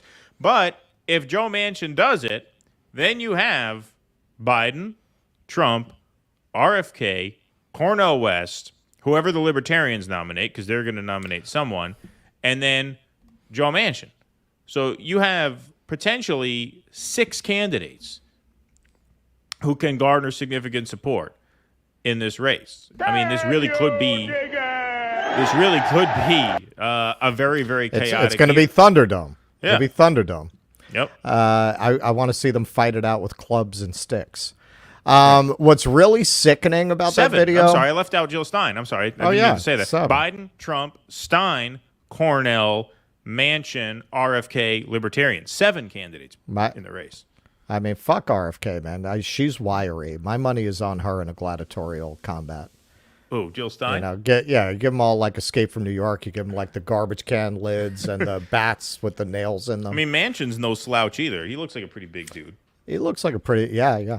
What's really sickening about that video is the first half. He does all the Americana. Yeah, my pappy didn't believe in politics. He told me that's a rough business. I said, you can help people. The ding dang do. And then my pappy said, okay, as long as you're there for the people. You fucking piece of shit. You're there for the people. And he's talking at the end about how there's all this investment coming into West Virginia. And you know what? He's not wrong. But it has absolutely nothing to do. They have Tim Pool. It has absolutely nothing to do with him. It has to do with the post-COVID cultural trends where everyone's like, where's the housing cheap and I can get a lot of land? It has nothing to do with anything Joe Manchin has ever done for that state. Yeah. Absolutely. But yeah, no, he acts in his speech there like he didn't become the very part of the problem that his pappy warned him against. You know what I mean? Right, well, it's a rough business. You wouldn't want to go in there and become corrupted by big forces that work against the people. Glad I was able to dodge that. Yeah, dodge that bullet. Yeah. But I've said before, no labels. They're total scumbags. Yes, my daughter should be in prison. Right, yeah, exactly. But that's how it goes. The next generation's not close to the soil like I am. Right. Yeah, exactly.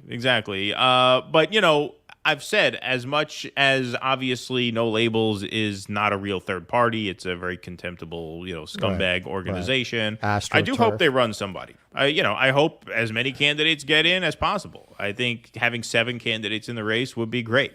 The more you can undermine the two-party system in 2024, I think the better we'll be in the long run. So I hope he does it. Run, Joe, run. Go for it. The more chaos, burn Gotham to the ground. That's our motto here. Exactly. What? Who will he, hurt? Oh, they're going to take votes from Joe Biden, going back to that CNN segment. Oh, no, you wouldn't want to hurt the Joe Biden ticket. This is from Ernest on Rumble. If you vote for Stein instead of the genocidal Biden who's pushing us to the brink of global annihilation, bad things might happen. Yeah, exactly. What you're telling me we need to be invested in the re-election of Joe Biden? As if there are these really high stakes. Oh my God, if the Democrat loses, what'll happen to the world? Well, and in the end, by the time Trump would be in office, whatever's going on with Israel is going to be over one way or another, right? Like this is not sustainable. Right. Even if you think that Biden is moderately better on Israel and it's a tough case to make, that's not even going to be going on by then, in my opinion. That this is going to have resolved itself one way or the other at that point. We're going to be in World War III, or Israel is going to have gotten away with genocide. Right. Those are the two resolutions. This won't be a years-long thing like Ukraine was supposed to be. No. So at that point, you're really looking at Ukraine. And on that, the Republicans are actually better, or a certain section of Republicans that Trump represents. Right. No, indeed. T-Bone 316 over on Rumble, thanks for the $5. Good morning from the Northwest. You guys rock. Thank you. Love hearing Russell say a ding dang do. Is that what got you to reach for the wallets? Russell's Southern man impression. Try inviting. Well, no, he's getting the reference. A couple of people have gotten that reference over the years. That is Dennis Leary. Oh, okay. All right. Interesting. Try inviting Scott Horton on the show. He'd fit in well. Yeah, he would fit in well. Well, wasn't he talking about running for president? I don't think he's going to do it, but there was some speculation that he might run with the Libertarians. But yes, he would be a good fit on the show. That would be fun. All right, let me just say while I'm paused, because I don't think any mistake on the show has ever upset people like attributing Alan Parker's entire filmography to Ridley Scott. Yes, I know. Well, because I have a similar opinion of both of them. That they and it's right in the same wall. I didn't know who it's right. As I was saying it, I was like, hang on, is that Ridley Scott? Like, I was right about the filmography, but it was Alan Parker's filmography because it's right around the same time, and I have the same opinion. Ridley Scott did Blade Runner, and he's another one you thought this guy's going to be a new Stanley Kubrick, right? And he wasn't. Right. Like, he never did anything that revolutionary again for the rest of his career. Right. Christian Fortin, sorry, I apologize about that, who just became a patron, by the way, so thank you very much. Much appreciated. My Führer, Stein didn't have enough force. The campaign didn't happen.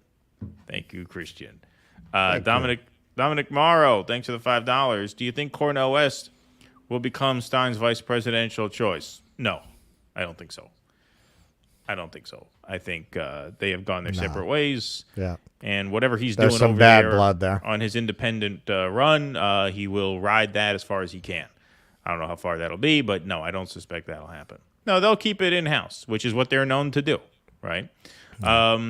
Derek P. Clown show. Yep. Enjoying the show this morning with my coffee and bagel, not scooped. There you go. Unscooped bagel. There you go. A nice proud fat of you. doughy bagel from Derek P. Thank you, Derek. Appreciate you. Matt Volmer says, hello, gentlemen. Thank you for the $10. I really like the schmata rap. All right, we'll play that before we leave. Reminds me of the Polish word for rag. Smata, smata, smata. Everyone should get one. Okay. Well, a lot of Yiddish is basically a mishmash of Polish and German. Right. Yeah, exactly. In fact, here, why don't we play that now? Russell, why don't you bring down the volume because it's a little loud. But what he's referring to here. What, on the loop? Yeah, I brought it down. On the sound cues? All right. Yeah, I brought it down. So here, hit the music for us, and we'll try to move some product here since we got a request for the schmata rap. This is Menachem Dabular, Russell's grandfather, pioneer of klezmer hip-hop on the Lower East Side of Manhattan. Very catchy. Very catchy. Do Dissidents cartoon logo tees. We got tank tops. We got coffee mugs. We got pullover hoodies.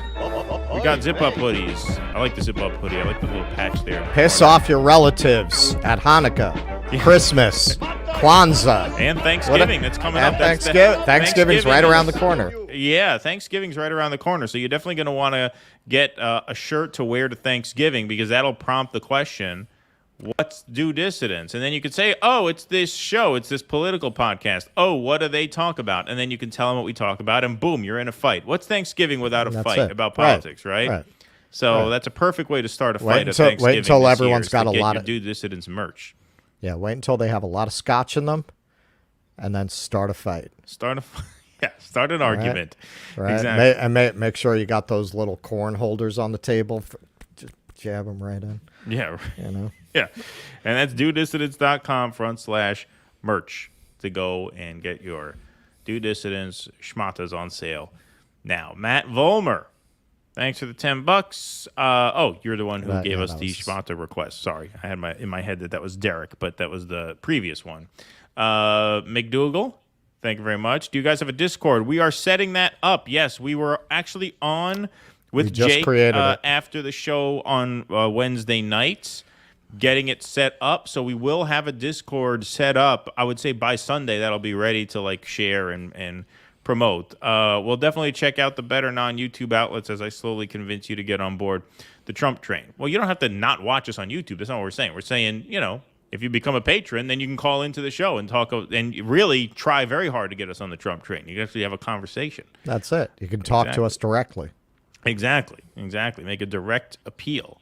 DC, thanks for the $2. Weird how you believe developers aren't mobbed up. Not anymore. I mean, they're mobbed up by the legal mob. Right. It's not like it used to be. Concrete used to cost 75% more in New York than the rest of the country because the mob controlled all the concrete companies and told them what to bid on contracts. Yeah, Trump knows all about that. It's not like that anymore. I used to buy no-show concrete jobs. From them. He talks about that, right? I used to buy concrete from them. Well, that is something I sometimes talk about on my mob tours, that when Trump was first running, they were throwing mob ties at him. And I said, whatever you think of Trump, that's really not fair. You could not put up a lemonade stand in New York in his era as a developer without dealing with the mob. Oh, of course, it was just impossible to do construction without the mob back then. No, absolutely. Obviously.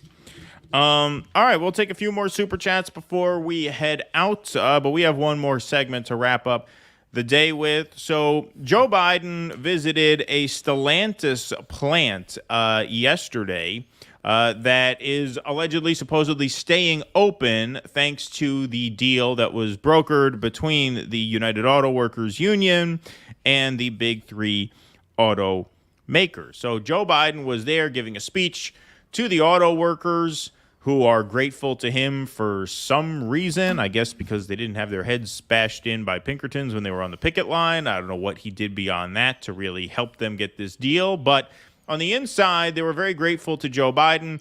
On the outside, though, we had a Free Palestine protest. So here, huge crowd gathered outside of the venue.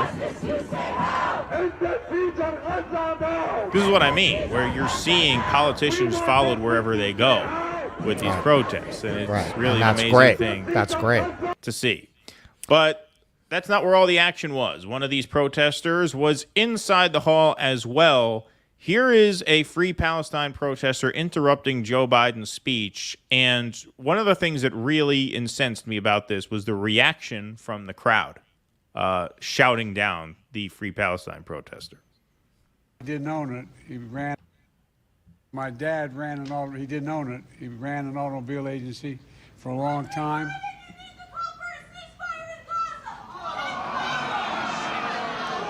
Listen to them. No, let it go. Let it, no. And he really sounds his age in this clip. No, let it. It's okay. Anyway.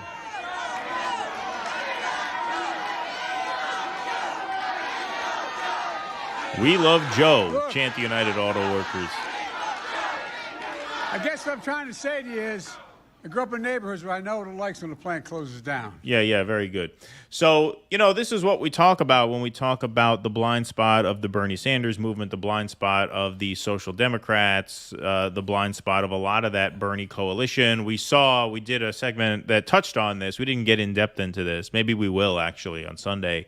The New Yorker article, which said that, Bernie was upset that the Israel-Gaza war is, taking the UAW strike out of the headlines and taking the labor movement out of the headlines. This just shows that chauvinism in action here. Here you have these UAW workers whose plant is staying open, which is great for them, but no solidarity with the victims of a genocide, right? This is why the left has lost so much of its teeth, because the unionists of old had an international critique. They had a foreign policy critique. They had a sense of global solidarity. And in here, you have a protester standing up calling for an end to genocide, and these union workers, right, the vanguard of the new left movement, the laborers, shut up, get out, sit down, we love Joe, we love Joe, we love Joe. I mean, just disgusting, absolutely sickening. Here's Chris Smalls. This is Chris Smalls tweeted out on October 13th, a week into this war. The people united will never be defeated. So yes, it's Free Palestine, because we're not free until we're all free from the river to the sea. War crimes are war crimes, and what's happening in Gaza is inhuman. They want us to pick a side, to divide us, stand with one or the other. The real question is, who's standing for peace and humanity? A couple days later, he updates his feed, posting about Palestine, lost a few thousand followers. Then I got people in the DMs talking about they supported me against Amazon. Get the fuck out of here, you won't be missed. In other words, there were people saying, hey, I supported you, in your struggle against Amazon, but I'm not with you on Israel Palestine. Support me in my struggle against children. Right. Yeah, exactly. But so you won't be missed. In other words, this is a litmus test for him. And I think it should be. And I think that good on him for saying that. It's Viva Palestine all day and night, just like it's Viva Cuba. I only want the real. Miss me with the fake. Gain thousands more. Love and solidarity. That's it. You gotta find your audience. Yeah. For everyone you lose, you'll pick up 3 not in the suburbs, right? Yeah. Yeah, well, that's interesting also. Like, will you wind up, as time goes on, seeing this divide between the old line unions and the new union movements, like the Starbucks, right? There was a story, I don't think we got around to covering it, that Starbucks corporate was retaliating against the union for taking a pro-Palestine position. So these new younger unions may be on the other side from unions like UAW, which is dominated by older union movement people. Yeah, I mean that's certainly possible, and I certainly hope so. Obviously, Starbucks union was very pro-Palestinian, and that probably, as you said, because they skew younger. But this is why, like during the UAW negotiations, the back end of those coincided with the front end of the Israel war. This is part of why it just felt weird getting invested in that. Because first of all, the stakes are just so much lower by comparison. Right. But also you don't have that kind of solidarity anymore. I mean, how could these people not be applauding the anti-war protester there? It doesn't mean like you're there to thank Joe Biden. You're there to fucking kiss Joe Biden's ass for what? Not intervening to crush your strike the way he did to the railroad workers. That's why you love him. He didn't really do anything for the UAW workers, right? So what? You're gonna fucking go there and kiss his ass and shout down an anti-war protester while Joe Biden just said that day. We didn't play this video today because we just didn't do a full segment on this, but it's not really segment worthy. It was about a 10-second video of him leaving Washington, assumedly for this event, asked, will there be a ceasefire? His answer, no, absolutely not. Right. Right. And so what kind of solidarity is this? This is bullshit. This is, hey, thanks for coming over here and taking some pictures with us. We really appreciate that. More Democrat bullshit, more business unionism nonsense.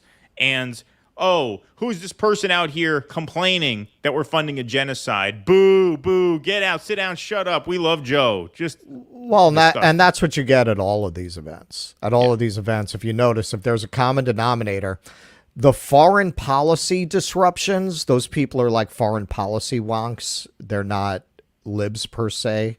They're Machiavellians. They don't shout down like Blumenthal and people like that when they do this. The guy who disrupted Hillary, they didn't shout him down. But when you get an audience of libs, of normal people, of normal non-pros, this is how they always react. And am I going to call it fascism per se? No, but it shares DNA with it. It's that group impulse to conform and to crush dissent. Right. That locks into place immediately. I will say, and I've thought a lot about this, since this erupted in Israel, some people have gone back and looked at our old videos and commented on how our politics have evolved over time. When we first started, we were Bernie people, right? This is definitely, I think, evolving my politics. I think you probably say that as well. I'm hearing a lot more of the critique of the social democrat philosophy and perspective. I'm understanding what they're talking about more, and I'm becoming more open to that argument. That the social democrat movement that Bernie represents is inherently an imperial project, right? It's not questioning the source of the wealth, it's questioning the distribution. Right. Indeed. Exactly. Questioning the distribution. The whole, we're the wealthiest country in the world, so of course we can afford to take care of our people, without questioning, why are we the wealthiest country in the world? How do we maintain our position as the wealthiest country in the world? And at whose expense are we the wealthiest country in the world? Right. Exactly. And that is why, and that is the critique. Social democrats lack a foreign policy vision because they can't have one. They can't afford to have one because it undermines their entire project. Right. Exactly. And that goes for Bernie as well, apparently. Yes. Well, right. Yes, he's the exemplar of that argument. Right. It's all about, well, we're the wealthiest country on earth. All right. Why? The question, why are we the wealthiest country on earth, never comes up. Right. That's never interrogated. And that's how you wind up with unionists like this with no global perspective, even in the midst of a genocide. Right. Indeed. All right, let's take some more Super Chats and Rumble Rants before we get out of here on this Friday morning. Appreciate you guys all being here. This Rumble Rant comes in from O George. My last rant didn't pass muster. Okay, that's cool. I thought it was funny. Thought you might too. I may have missed it. Like I said, yeah. We don't censor like that. Yeah, I mean, unless you're saying shit that's going to get us kicked off, we'll read it. What was the last? What was it? I'm looking up here. I'm going back in the scroll because we don't have Jake here, so I don't. I may have missed you. Where is it? Is this yours? Oh, this. Oh yeah. Well, it just okay. Well, this. This might happen to be one of those examples of something that'll get us kicked off. A Building 7 COVID post. Interesting. Toxic. Stop. Okay. Fact check. Partially false information may state this is partially false information. Okay. So yeah, it was a Building 7 COVID joke. Interesting. Okay. Well, it just so happens that, but yes, that might be an example of something we couldn't have put up anyway. But no, we always field them. We have Jake field them when he's here, but sometimes, obviously, when he's not here. And now today we have a super fast Rumble chat, 361. That chat is moving quick, so we love our Rumblers. So thank you guys all for being here, and thank you, George. Okay, let's go to some YouTube chats. 007 Angelo, thanks for the $2. Keep doing the Gambino Patreon.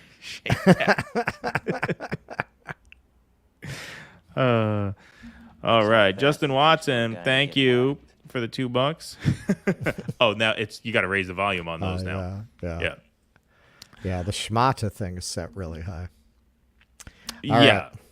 I should have just lowered the schmata thing so we don't have to adjust the volume in here. I'll remix that. I'll do a schmata background.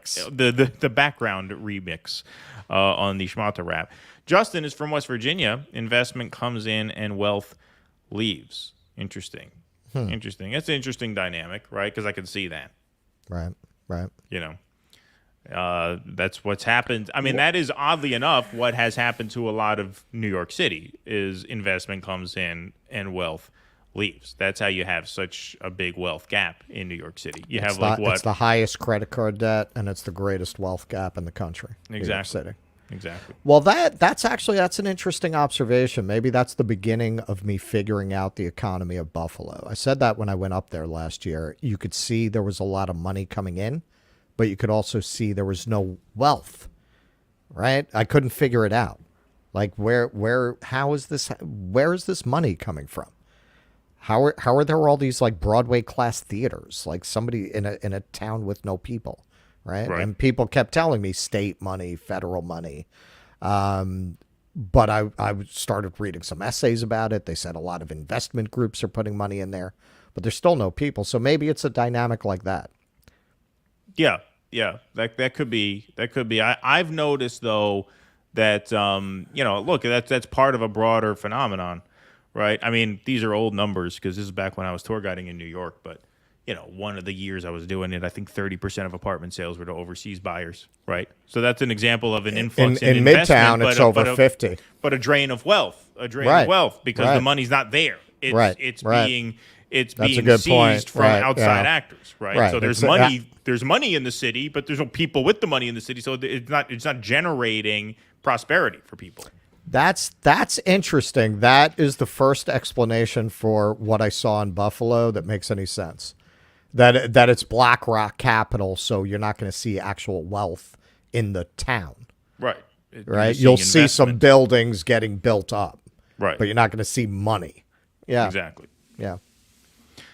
Meteor Dream says, what are your favorite 80s movie? Okay, so That's favorite... Tough. It's tough. I mean, there are a lot of good ones. I mean, my favorite movie that happens to have been made in the 80s would be probably The Shining, but that's not an 80s movie, right? It doesn't have the aesthetic or the vibe of an 80s movie. No, my favorite 80s movie that I would say I would call an 80s movie, and oddly enough, it's a time travel movie, Back to the Future. Back to the Future is an amazing movie. I love that one. Absolute classic. Well, you know what? Brilliant, funny. The music of that is phenomenal. Like, it was just made very well. Very clever writing, really funny, great characters. That's got to be my favorite 80s movie, I think. Well, I never expected to bring this up twice in two streams, but if you're talking about that, like an iconically 80s movie,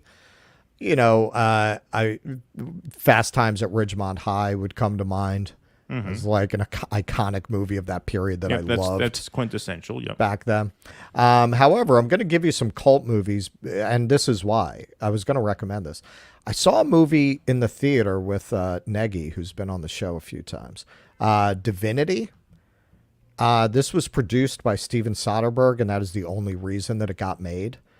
I have not seen like a fucked up quasi sci-fi experimental lynchy black and white kind of thing in a movie theater.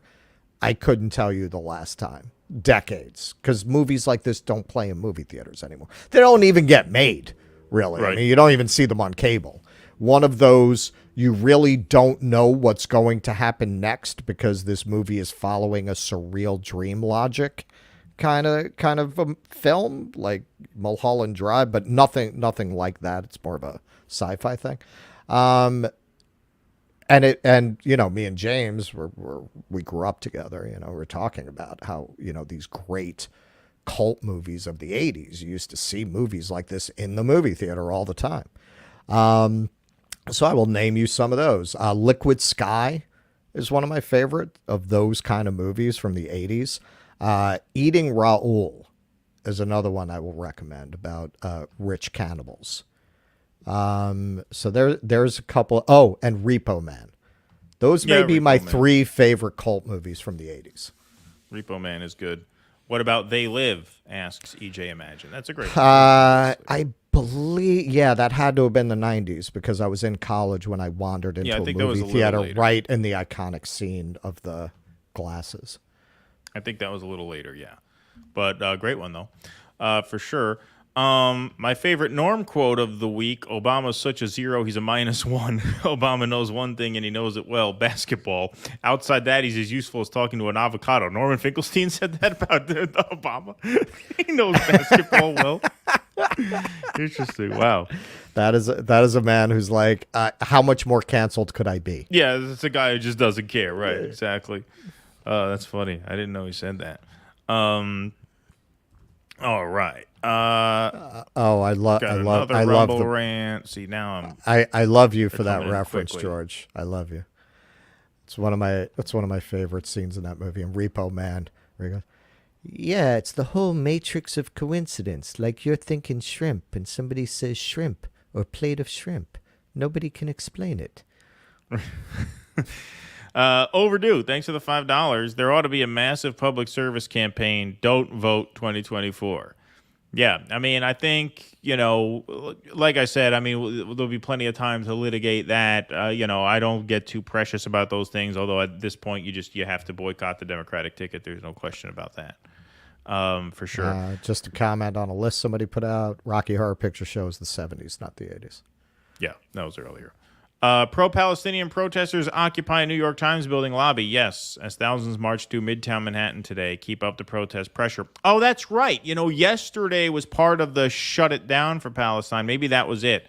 Maybe they had people meet in Midtown and then go to different places, some to the Times, some to Black interesting. Rock. That was probably I'm here. I gotta figure out how to keep track of these things so I can go out there. It's hard. It's hard because a lot of these more spontaneous protests have to be spontaneous to be effective. They flash mob it. Exactly. Pickle the Pirate, thanks for the $5. Excited for your Discord. Thank you. I harass Kit from Hardlands every few months on his nice way to ask quick questions and more user-friendly than Patreon. Yeah, we're going to get that set up. Jake is actually going to meet us after the show today, and we're going to... I mean, I think we've already pretty much done it. I just have to go through with Jake how to bring it online for you all, but I think it's designed. I think we have it designed. Yeah. And we will pop in from time to time on there. We promise, but I tried to set this up myself a few months ago and totally hopeless. It was like I may as well have been looking at a series of numbers and dashes. I've used it. It can be a little confusing for the uninitiated. Yeah, a bit of a learning curve on it for me. So have patience, but we'll hang out on there with you guys. Heinz Riemann, thanks for the €2. No one mentioned the clearance of the Warsaw Ghetto. What do you mean no one mentioned the clearance of the Warsaw Ghetto? You mean as a comparison to what's happening now? As a parallel? Yeah, as a parallel. I mean, Norm certainly does. He does. He does quite often. And CNN actually did a really good video segment about this being the new Nakba, which we were going to play today. We will play that on Sunday. Frank Warsham, thanks for the $1.99. Don't let the genocide ruin our thing here. Exactly. Oh, Black in the Empire is here. Black in the Empire, love the show. I'm a big fan of your account, my friends. Thank you. Major account. Black in the Empire. Somebody Great Twitter account. And didn't you say you were going to start a show? It says on your Twitter bio you're going to start a YouTube show. You should. You would be terrific. I'm a big fan of your stuff as well. So thank you. Did you have something to add to that, Russell? No, you got me. Okay. I got it covered. I was going to say you should start a show. Yeah. Yep. Absolutely, you should. Everton Wright Jr. Thank you. I don't get is why these left candidates never align with the worker strike back, who actually wins elections. They all ignore her. They never build with her. You could see the hurt in her eyes. Well, they're Democrats, and she's anti-Democrat. Now, you're talking about the left-wing, like, independents, like Jill Stein and Cornel West. Yeah, they should. They should. And I know Sharma had his ear a little bit. Like, if you notice, Cornel came out for the rent control measure in Seattle right after they kind of had a powwow. So, I think she had his ear a little bit. But, look, there's no – we've said this a million times. There's no strategy there. There's nothing there. West likes to talk to salesmen. Right. He just wants to talk to podcasters. He's not running a campaign. It's not a real campaign. It's a joke. Right.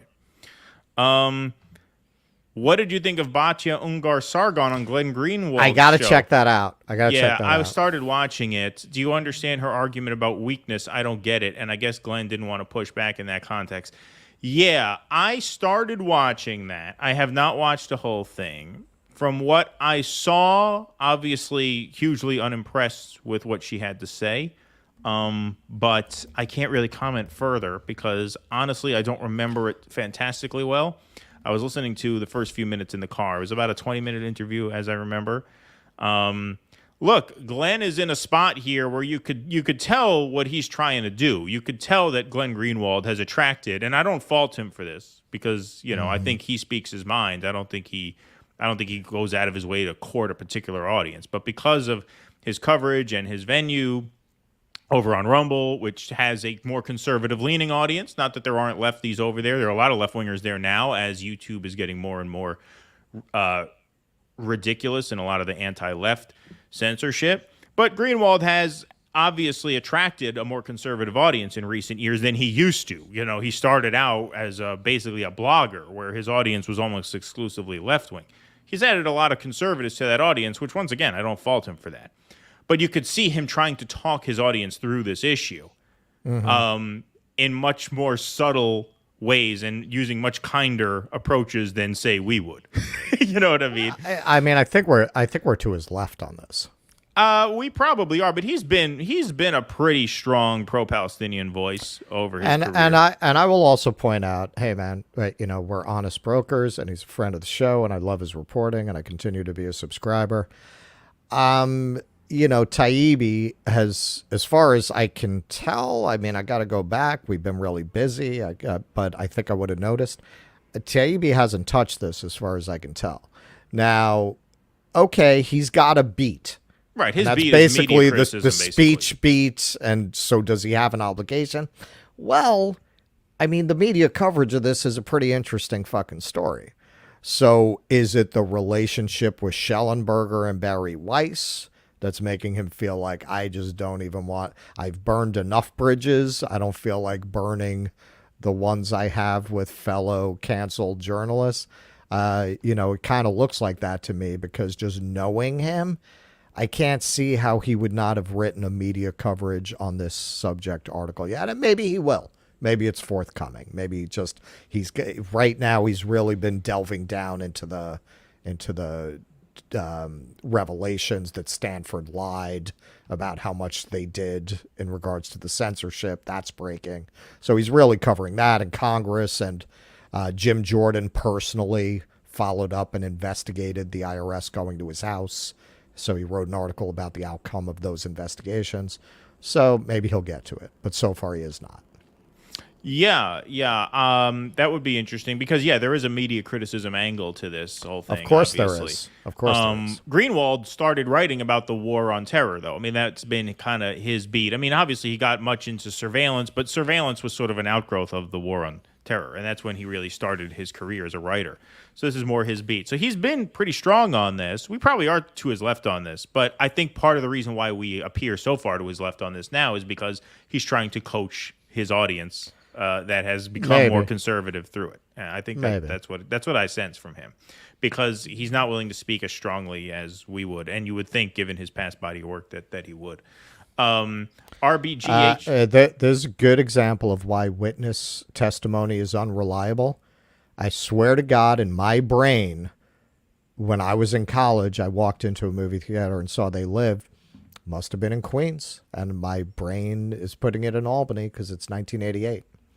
Okay, interesting. Yeah, interesting. I could have sworn I had that experience my freshman year in college, but apparently not.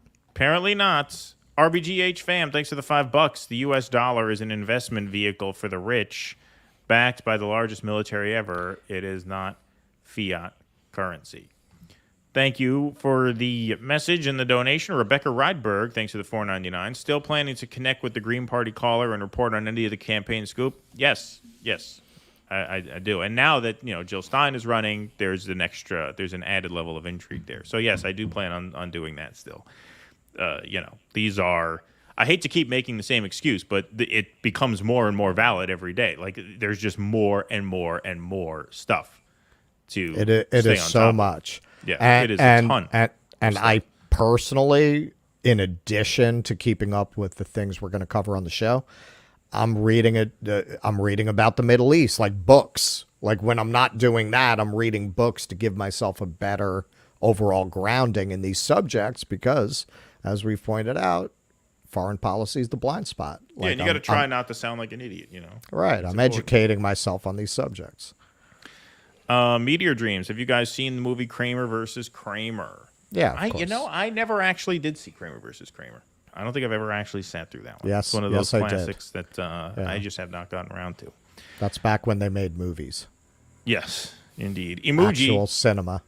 John to Emily loves Jimmy D forever. Okay. The little graffiti on the bathroom wall there. A little trolling from Emoji. I saw that. I think it was... I'm batting 1,000 with my references today, but I believe they showed it on PBS. But I definitely saw that when they showed it. I was a big fan of Peter Brook right around the same time they released that.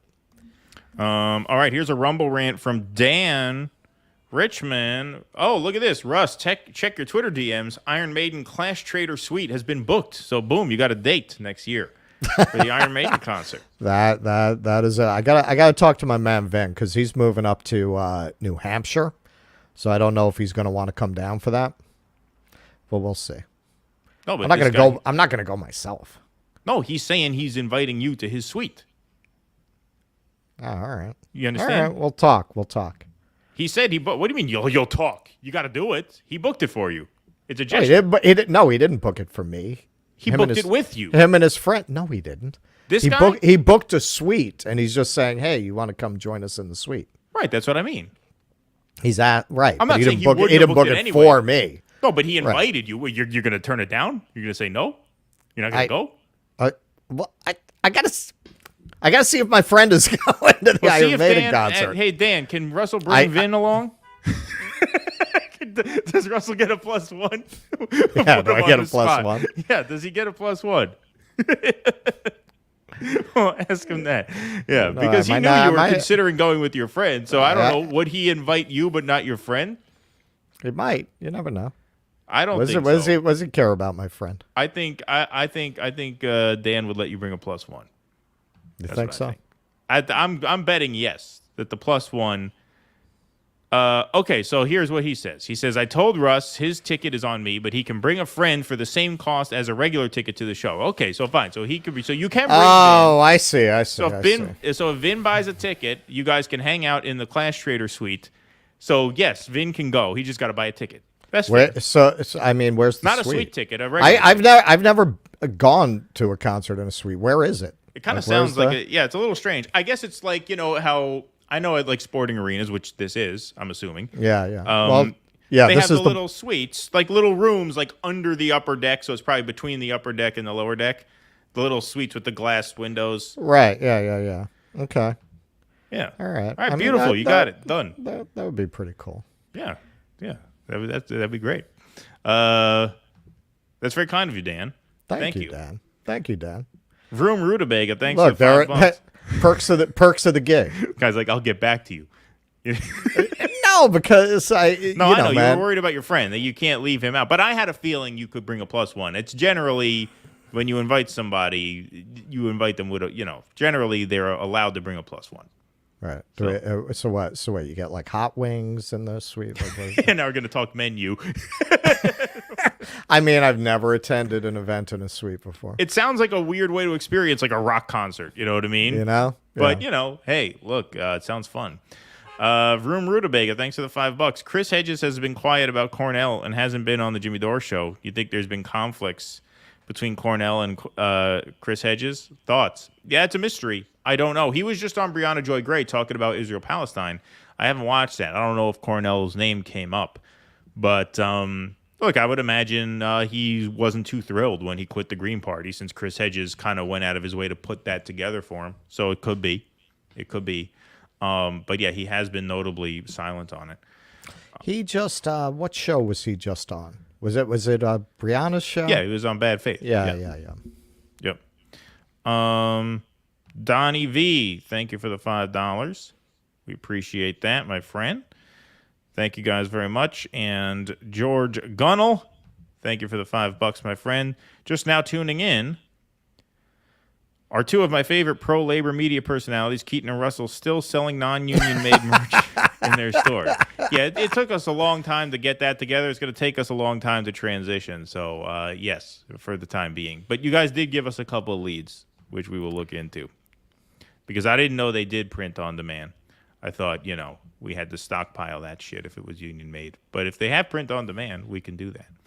Well, yeah. I mean, but our stuff is made by a lesbian collective, so you're going to be throwing a lot of lesbians out of work. That's right. You're horning in on the. Yeah, you got to choose who you care about more: lesbians or workers.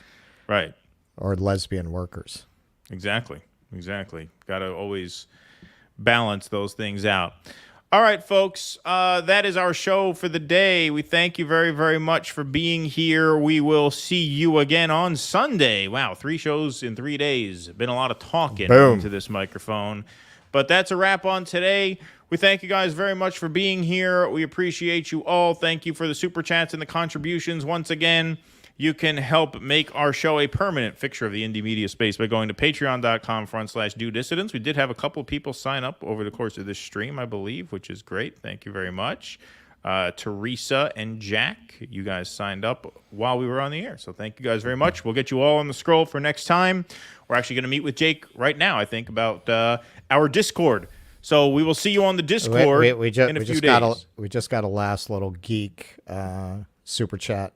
That's interesting. Yeah, I haven't really delved into it. But yeah, so somebody else who actually had talent did it. That's why it's good. That makes sense. 12 Monkeys, that was a great sci-fi movie too. Yeah, no, the TV show was good. He's talking about this person created the TV show. It was good. All right, so by the way, in terms of the mic, the complaint stopped, so it seems like the automatic volume works. The reason we took it off was people kept complaining that the automatic volume shut out the prayer bowl at the end. Right. So I'm going to have to remember as part of my shtick, I just took off the automatic adjustment before the prayer bowl. Beautiful. All right. Well, the next sounds you will hear will be the prayer bowl sign off because we are wrapped for today. Thank you guys very much. We will see you back here Sunday night, 7 p.m. Eastern with pretty sure Jimmy Dore's coming. We never actually confirmed that 100%, but I'm pretty sure it's a go. So 90%, we'll confirm it today. Yeah. 90% Jimmy Dore on Sunday, 7 p.m. Until then, of course, please be safe. Please be well. Have a great Friday. Thank you guys very much for this morning. That's a Sicilian message. It means Luca Brasi sleeps with the fishes. Courage! Please clap.